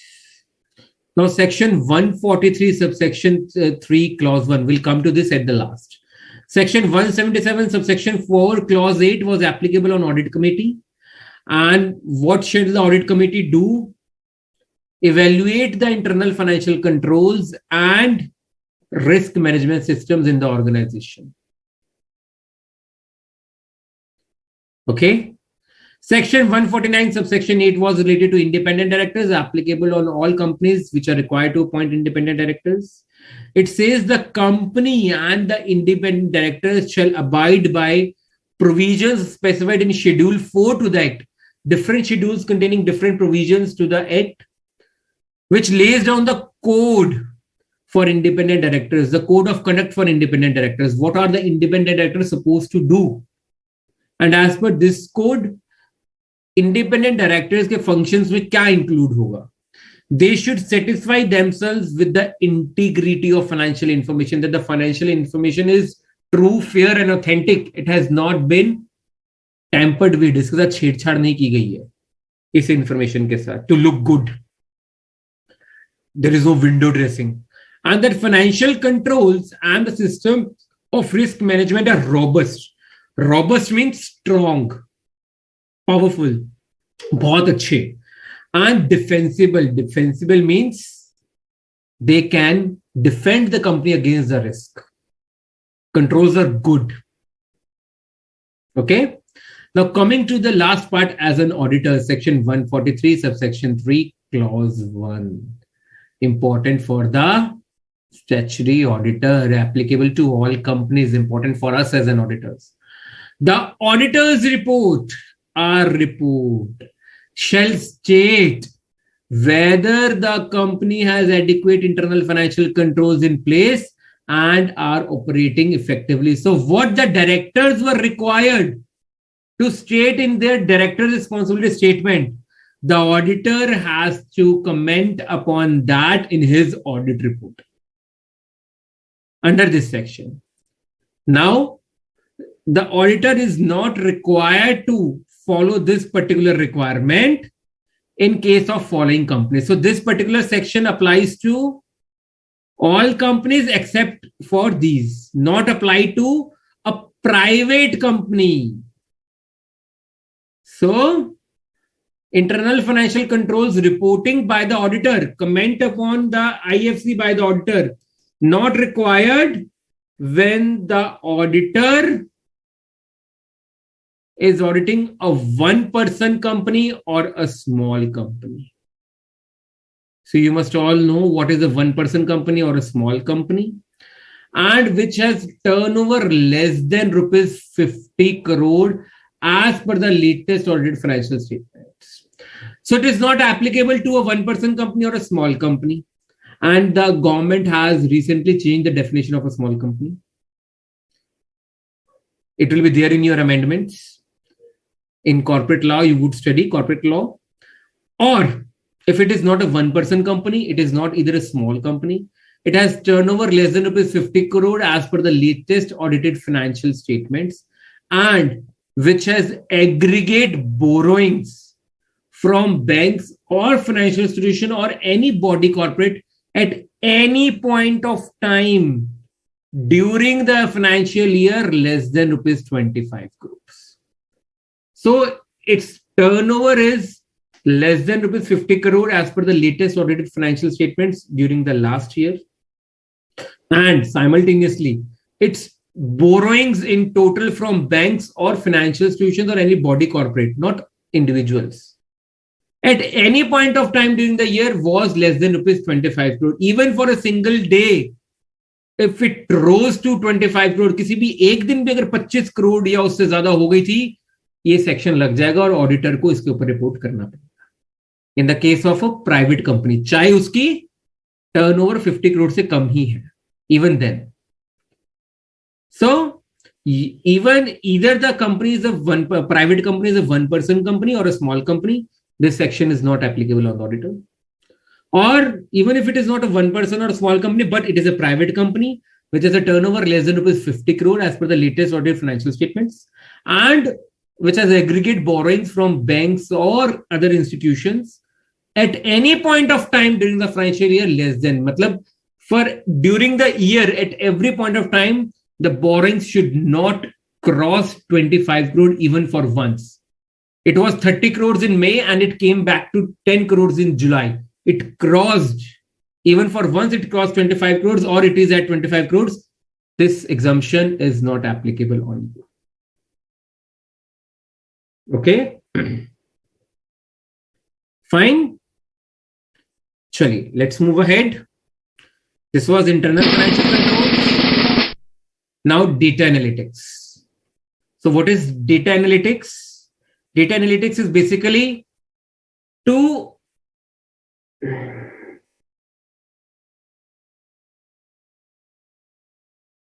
banks usually give loans, financial institutions, not debentures and deposits.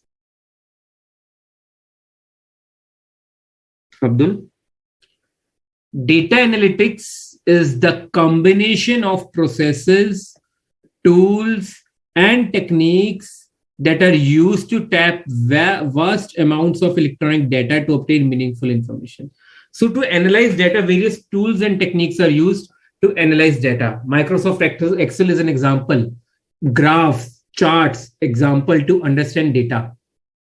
You would see the election surveys, right? Result surveys, voter surveys in your on your news channels, election season in some states. That is what data analytics. Gather data from the public, work upon it using tools and methods, see the history, and then come out with your analysis. That is data analytics. You are scrolling through Facebook or YouTube and you look for certain commodities, and suddenly with every application you are getting those kinds of ads. If you're searching for dark chocolate on Facebook, on YouTube, on Instagram, you'll get ads related to that dark chocolate purchase only. So that is how the companies are analyzing your data and giving you in return whatever you want at every point, at every time in your mobile or laptops, on your screen. Whatever you are doing, they'll pop up ads related to that only. So why do companies use data analytics? Obviously, to check on trends, increase profitability, better customer services, but obvious, what are the customers' expectations? Gaining a competitive edge to know what actually the data says, what direction should we move in, what product should we invest in, what area should we invest in, and more efficient operations. Quite obvious. Now, what are CATs? So, when the auditor uses IT in his or her audit procedures, data analytics, because the auditor has to analyze the data. So he requires tools to analyze data, and there is where data analytics play its part. So why do auditors use CATs? What are CATs? Computer assisted auditing techniques. Auditors can make use of similar tools and techniques in the audit process and obtain good results. The tools and techniques that the auditors use in applying the principles of data analytics are known as computer assisting auditing techniques, or CATs in short. Okay. So these are some examples like parallel simulation, like reperformance. Then we have embedded audit module approach. In some softwares, accounting softwares, there is this audit tool available where there is data log, which is there, what changes were made, when these changes were made. So there is an audit module in the system which keeps a track of all the changes, when and why were they made. Then integrity test, the various kinds of tools. These are just examples. Okay. Uses of data analytics. I told you about ACL and IDEA, right? Softwares. So what do ACL and IDEA softwares are used for? They find their use in forensic accounting and auditing, where you have huge amount of data and you want to sort it. आप अलग-अलग तरीके से उसे arrange करना चाहते हैं, अलग-अलग operations उनके ऊपर करना चाहते हैं. So these are the softwares which help you in reducing your work in the least possible time. So these are data analytics uses, right? To check the completeness of data and population that is used in either test of controls or substantial test. Population here refers to data, the whole data. Selection of audit samples. We'll read about audit sampling in our next chapter. What is random sampling? What is systematic sampling?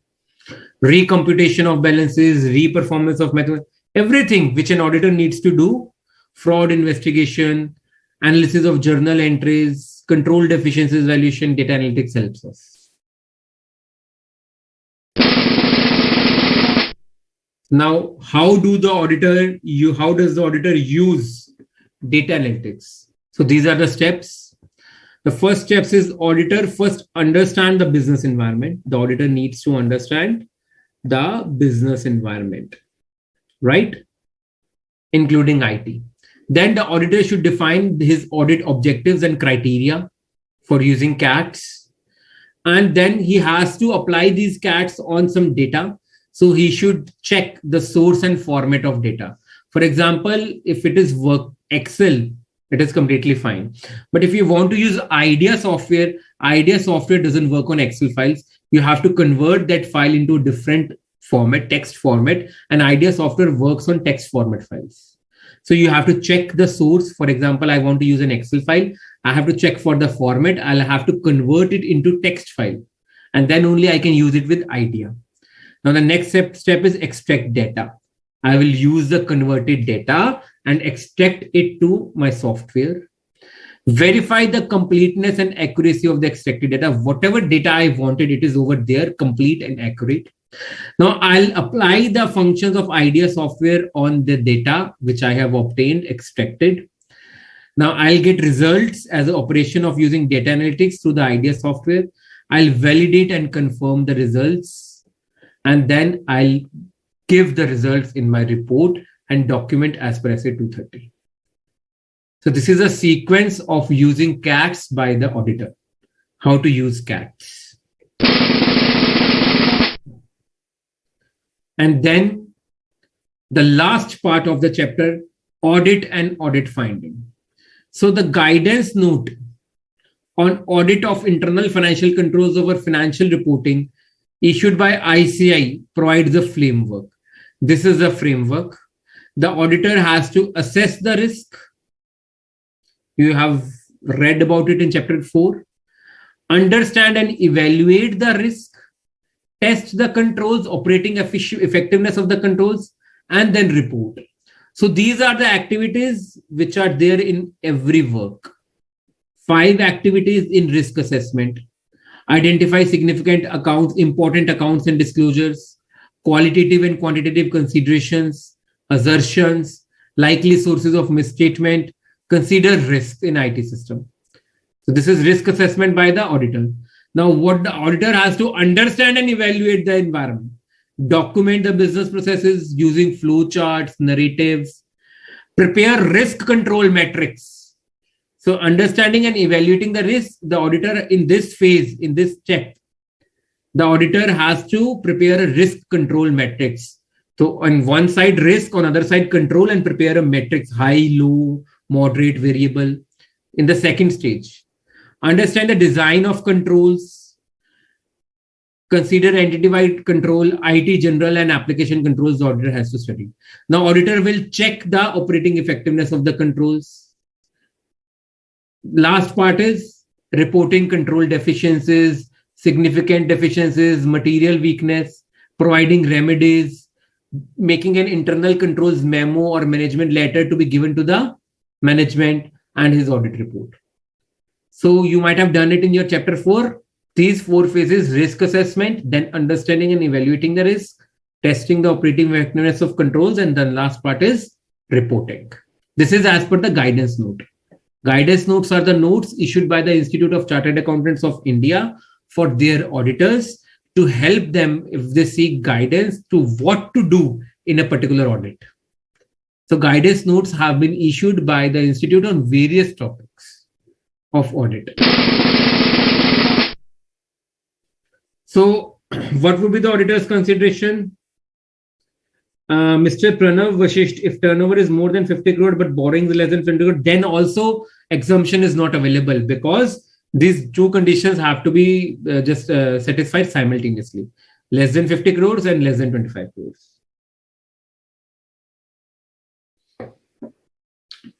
So at the conclusion of the audit,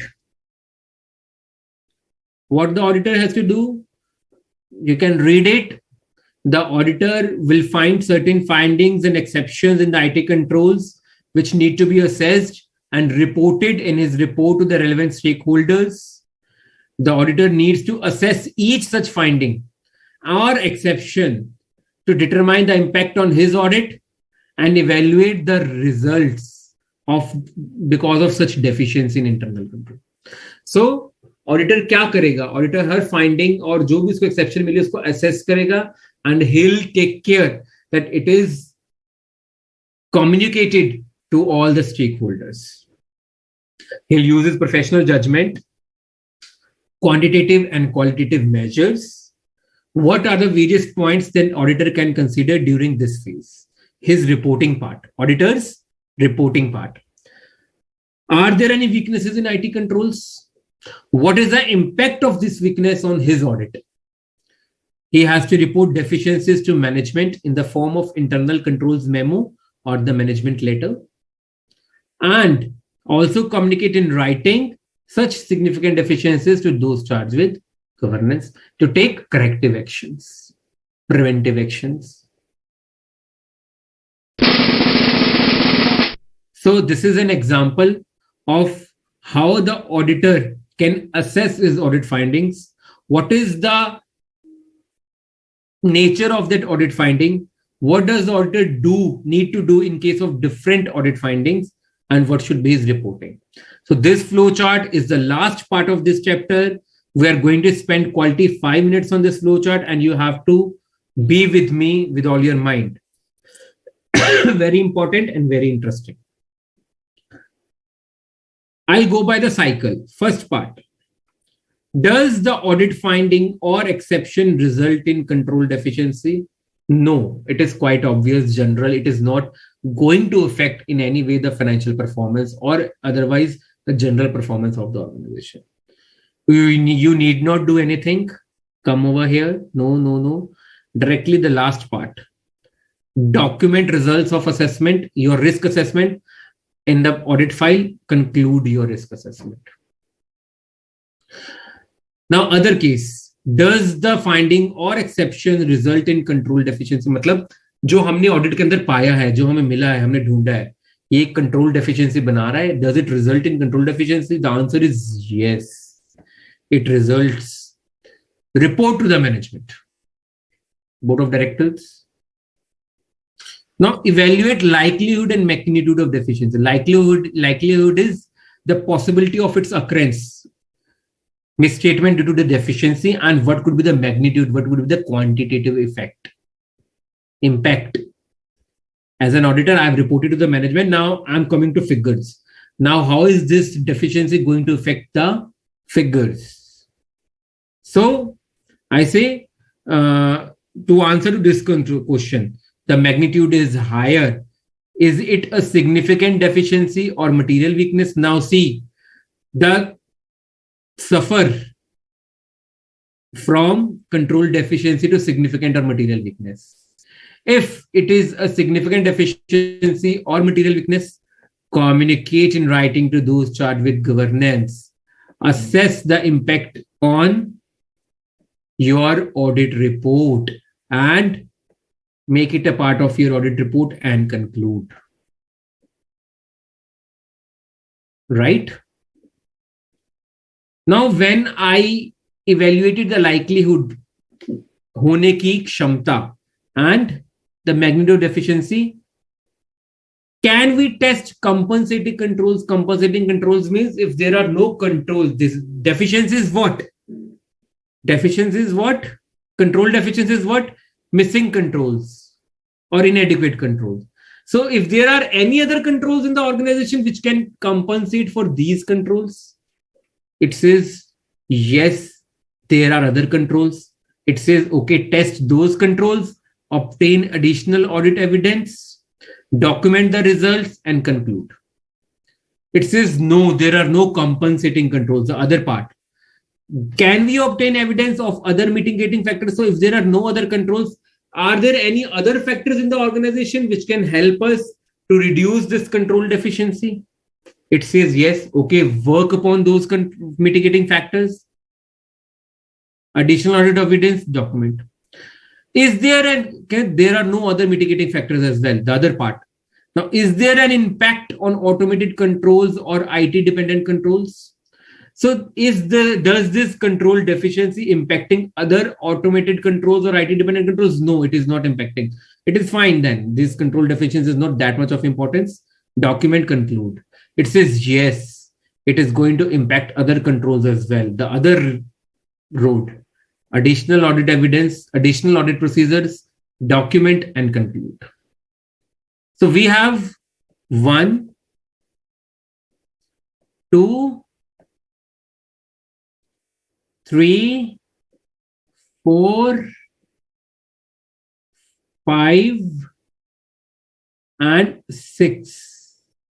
6 different routes in this flow chart, step by step. This flow chart depicts 6 different routes which the auditor's finding might lead him or her to.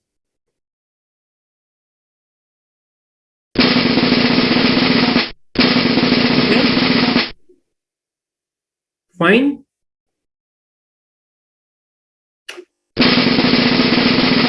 This is just an illustration with respect to password reset. You can read it. The auditor observed something, a control testing procedure, observation. What was exposure? What did the auditor recommend? So this is an example. You can read it in auditor's reporting. Auditor will make a part. This is an extract from an auditor's report. This is an extract from an auditor's report where the auditor has reported password resets should be supported with proper request. He found an example of a control deficiency. What was a control deficiency? That passwords should be reset if only requested properly in writing. Otherwise, passwords should not be reset. So auditor observed this. Auditor ने कहा भी ये खतरा है और मैं ये recommend करता हूं. ये चेंजेस लाइए आप इस पॉलिसी के अंदर. ठीक है? Again, questions, correct, incorrect, descriptive. That's it. This was your chapter. Chapter 6, audit in an automated environment. Again, would request you to go through the previous batch videos available on YouTube, CATube channel. If you find anything which you feel that you need more elaboration upon, you can refer those along with the notes I'll be uploading tonight and the practice questions with answers I'll be uploading along with the notes. Okay.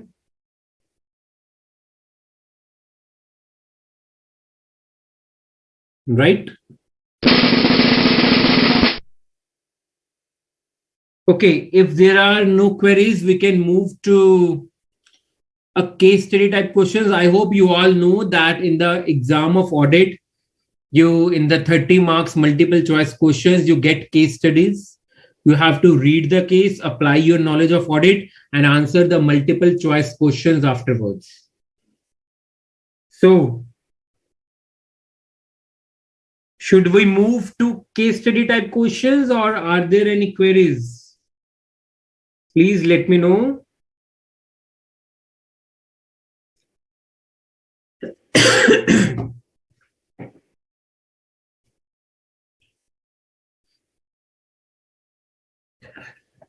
Okay, so see, there is this mock test one with only multiple choice questions for your practice, and I'll upload it along with the notes. The option which is in bold and underlined is the correct answer. So you can practice this multiple choice questions. Okay. Okay. Thank you, Mr. Vashisht. Okay. Chaliye. And I'm not discussing this mock test one because it is just simple questions. You can just go through them. I'll upload it. Let's move to case study. Can you all see the case study? Is the case study visible to you? I'll zoom it more.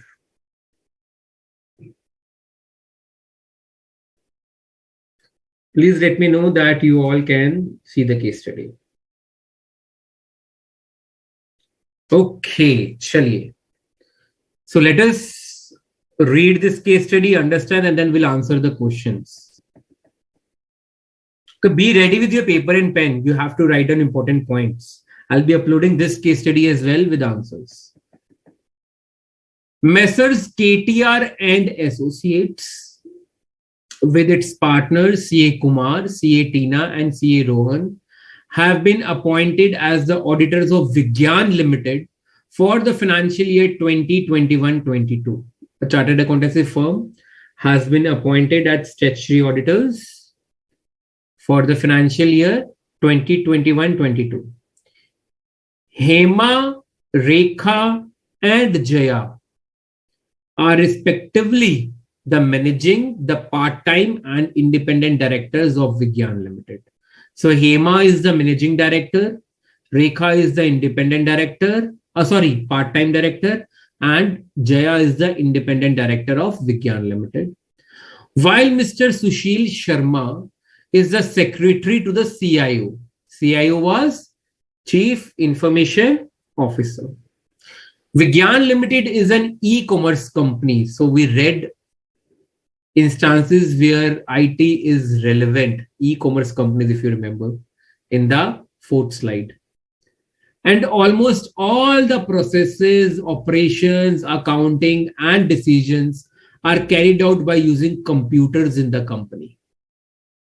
The auditors understand that there are several aspects that they should consider to determine the level of automation and complexity in the business environment of Vigyan Limited.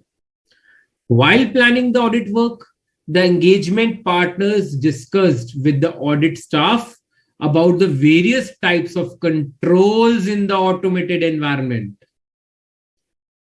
The senior most article, Ravi,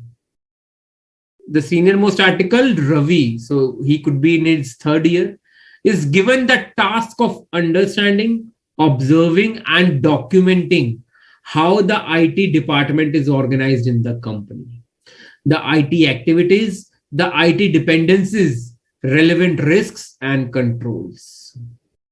CA Tina tells her article Vidya about using the IDEA software in audit operations, data analytics. The different types of audit tests that can be used in an audit of an automated business environment were also discussed within the engagement team.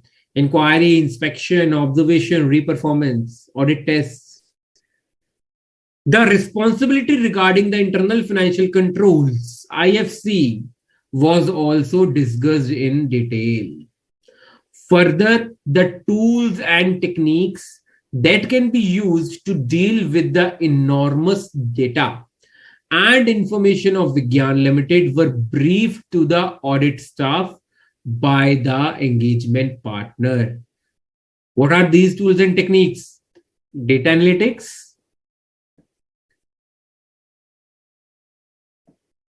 CA Rohan observes that the IT risks have not been considered for and not mitigated to an acceptable level, thereby impacting the business environment such that more substantive audit work is needed to be done by them as auditors.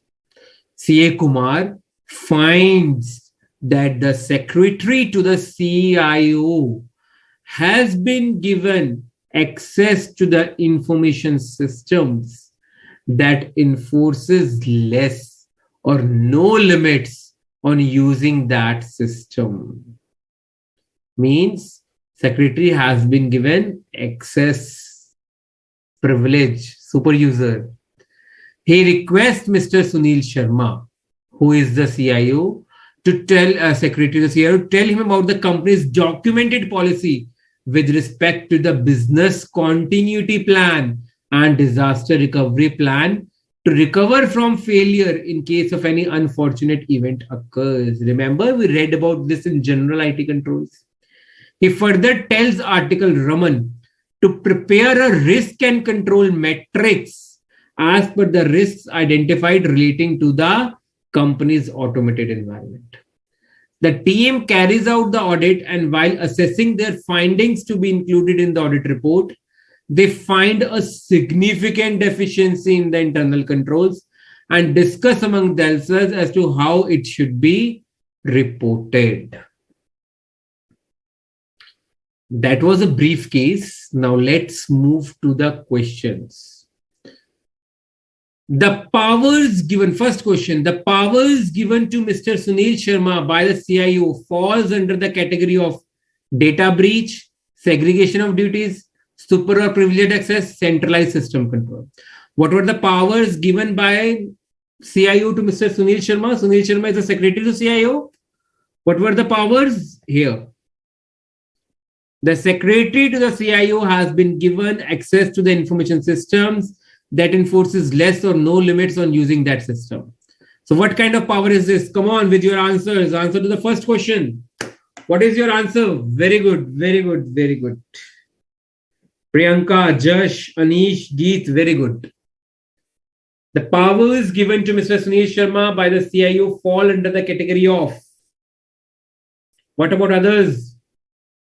Come on, give your answers.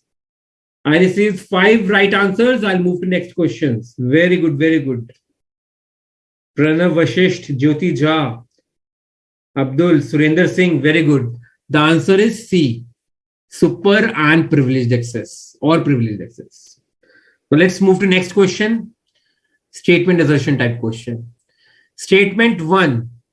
Section 149(8) of the Companies Act 2013 applies to the company and the director Jaya specifically. So director Jaya क्या है? Director Jaya independent director है. तो independent director का कौन सा section था? Section 149(8) था, मे भी था. वो कंपनी को भी अप्लाई होता है और जया को भी अप्लाई होता है, इंडिपेंडेंट डायरेक्टर में. अब स्टेटमेंट 2 क्या है? Section 143 subsection 3 clause 1 of the companies act applies to Hema, Rekha, Jaya और सुषमा. सुशील. हेमा, रेखा, जया एंड सुशील सबके ऊपर लग रहा है section 143 subsection 3 clause 1. What is your answer? Only statement 1 is correct, only statement 2 is correct, both are correct, both are incorrect. Come on with your answer to question number 2. Both are correct, both are incorrect.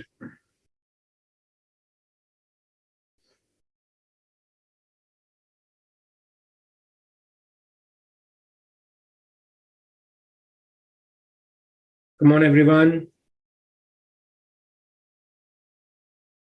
Very good, Aman. Aman, very good. Only Aman has given the right answer. Priyanka has given the right answer. Abdul has given the right answer. Anish has given the right answer. Good. Then Ninesh has given the right answer to question number 2. The answer is A. Only statement 1 is correct. Section 149 subsection 8 applies to the company and Jaya because this section relates to independent directors. Statement 2 is incorrect because section 143 subsection 3 clause 1 applies to the statutory auditors and not the management. They are people from the management. The statement 1 is correct while statement 2 is incorrect. Good, Jyoti. Good, good, good, good. Very good, Priyanka. Chaliye, third question.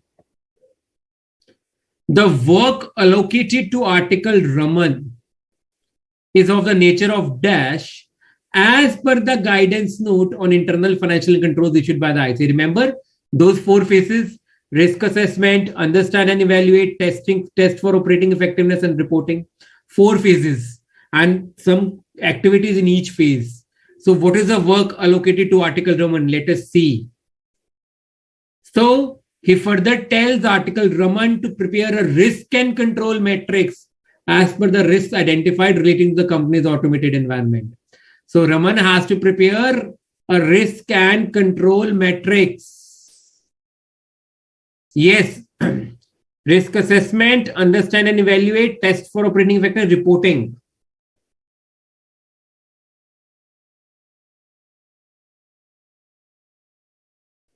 Okay. Answer to question number 3. Josh is right. No, Aman, your answers are reaching me. Aman, your answers are reaching me. Answer to question number 3.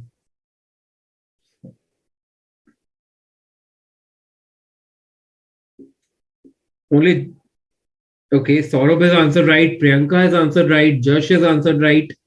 Anish has answered right.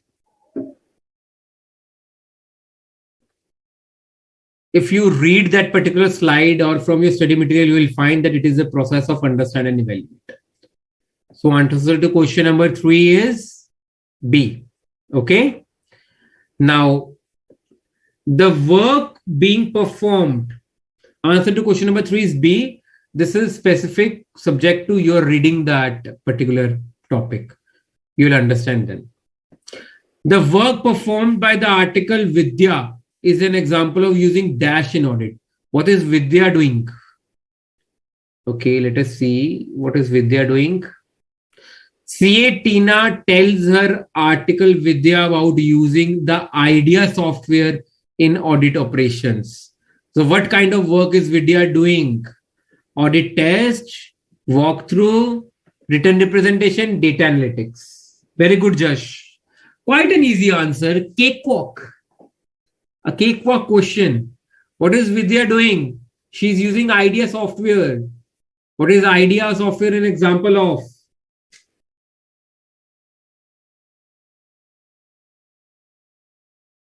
Josh, Anish, Priyanka, Danyanesh, Jyoti, Aman. Very good. The answer is D. Data analytics. Next question. Very good question. Important question. As per the audit findings of the team, they should. Last वाला chart किया था हमने flow chart. 6 routes बनाए थे जिसके अंदर 6 routes. The team carries out the audit, and while assessing their findings to be included in the auditor's report, they find a significant deficiency in internal controls. So when there was a significant deficiency in internal controls, what would have been their next step? Communicate in writing to those charged with governance, report the matter directly to the central government, test the compensating controls, re-perform the audit trail. What is your answer for 5th? Abdul Geet, Mrs. S. Ansari, Lakkama Kesi, very good. 4th का सही है आपका. Pranav 4th का सही है. 5th का Anish correct, Priyanka correct, Dinesh connect, Geet connect correct. Very good. One more answer for 5th, and then we'll move to 6th. Jyoti, Abdul, very good. Aman, very good. Josh, very good. The answer to 5 is A. Communicate in writing to those charged with governance. Very good, guys. Very good. Okay, Raman and his team are working in compliance with. Answer to question number 6. SA 315, SA 240, SA 200, SA 299. Raman and his team. What is Raman and his team doing? Okay, Raman and his team. Where are Raman and his team? Okay, here it is. So, okay. Raman to prepare a risk and control matrix as per the risks identified relating to the company's automated environment. This is over here. So risk and control matrix. They're preparing risk and control matrix.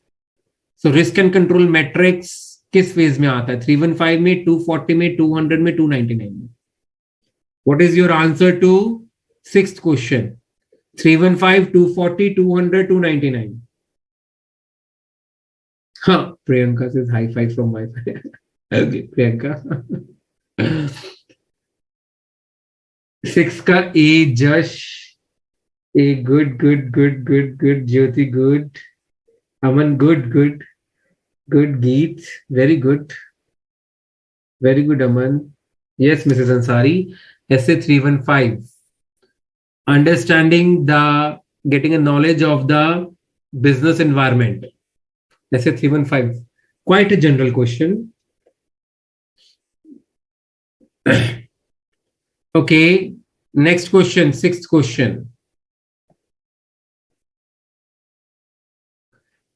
7th question. CA Rohan's observations show the impact of risk in IT environment on.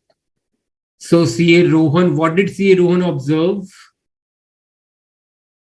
CA Rohan observes that the IT risks have not been considered for and not mitigated to an acceptable level, thereby impacting the business environment such that more substantial audit work is needed to be done by them as auditors. So let me show it to you in the PPT where it was.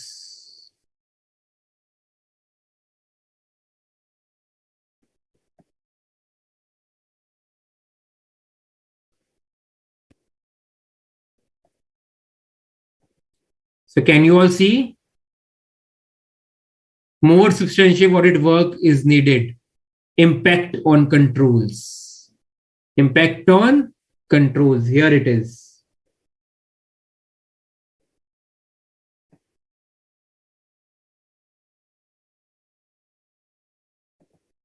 So our question number 7. Substantive audit, controls, reporting, no risk impact.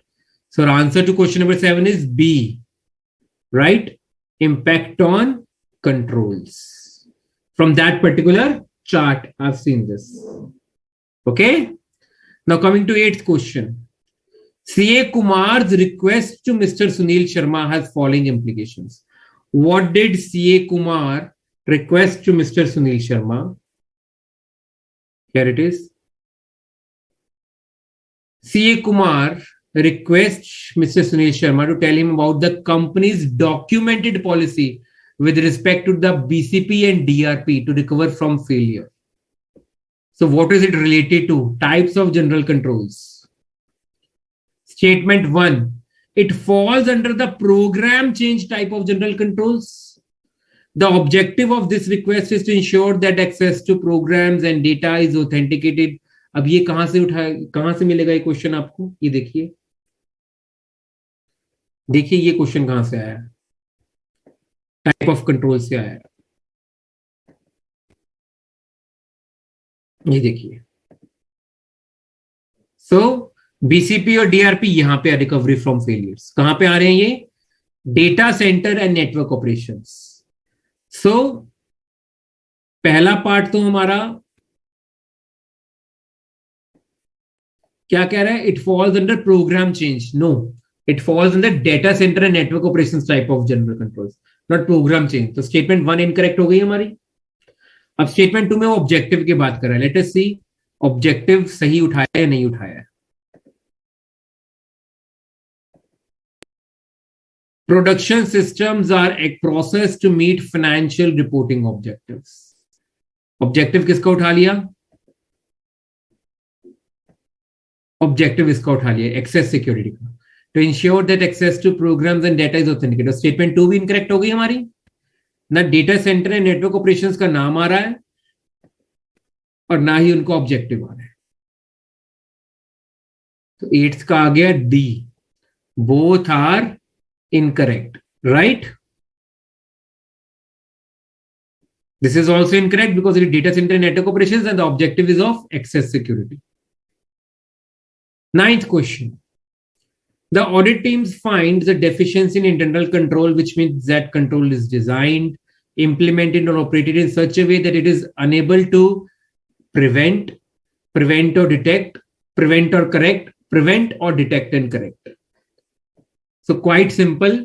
9th is D, prevent or detect and correct, because that was significant deficiency. A type of control deficiency, which was they have found a significant deficiency where it is unable to prevent a misstatement or detect and then correct it. So 9th is D. 10th. Which of the following is a type of control deficiency or a combination of deficiencies in internal controls that is important enough to merit the attention of those charged with governance, since there is a reasonable opportunity that a material misstatement will not be prevented or detected in a timely manner by the management? Answer to 10th question, the last question for today. 10th question, please. Very easy if you have been with me throughout the lecture. Answer to 10th question. Very good, Josh. Very good, Priyanka. You were with me throughout the lecture. What about others?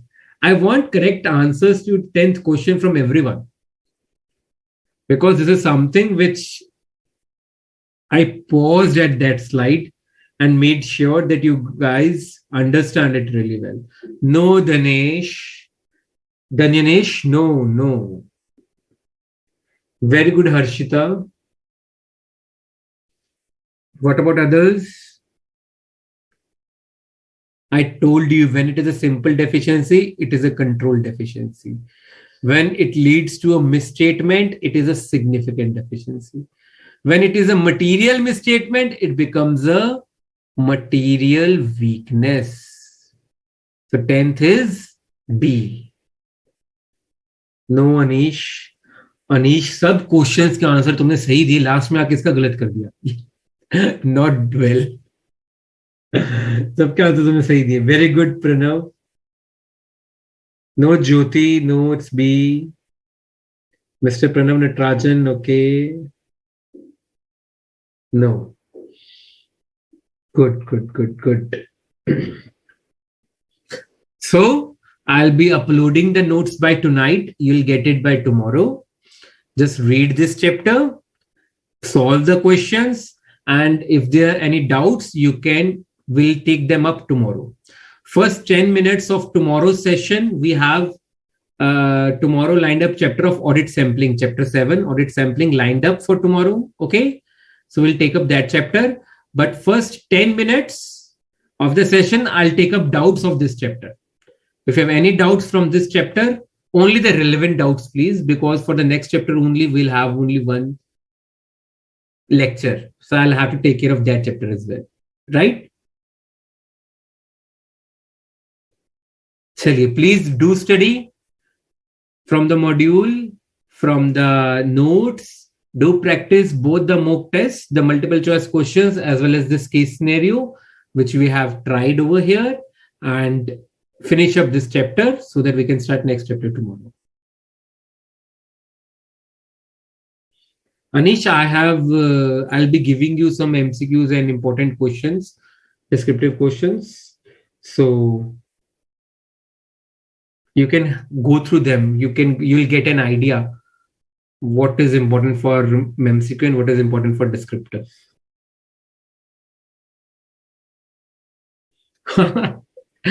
Thank you, Priyanka.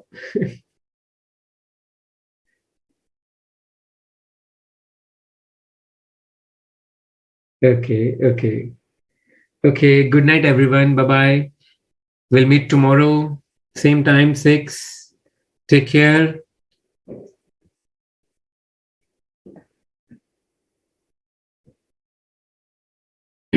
Ashok ji.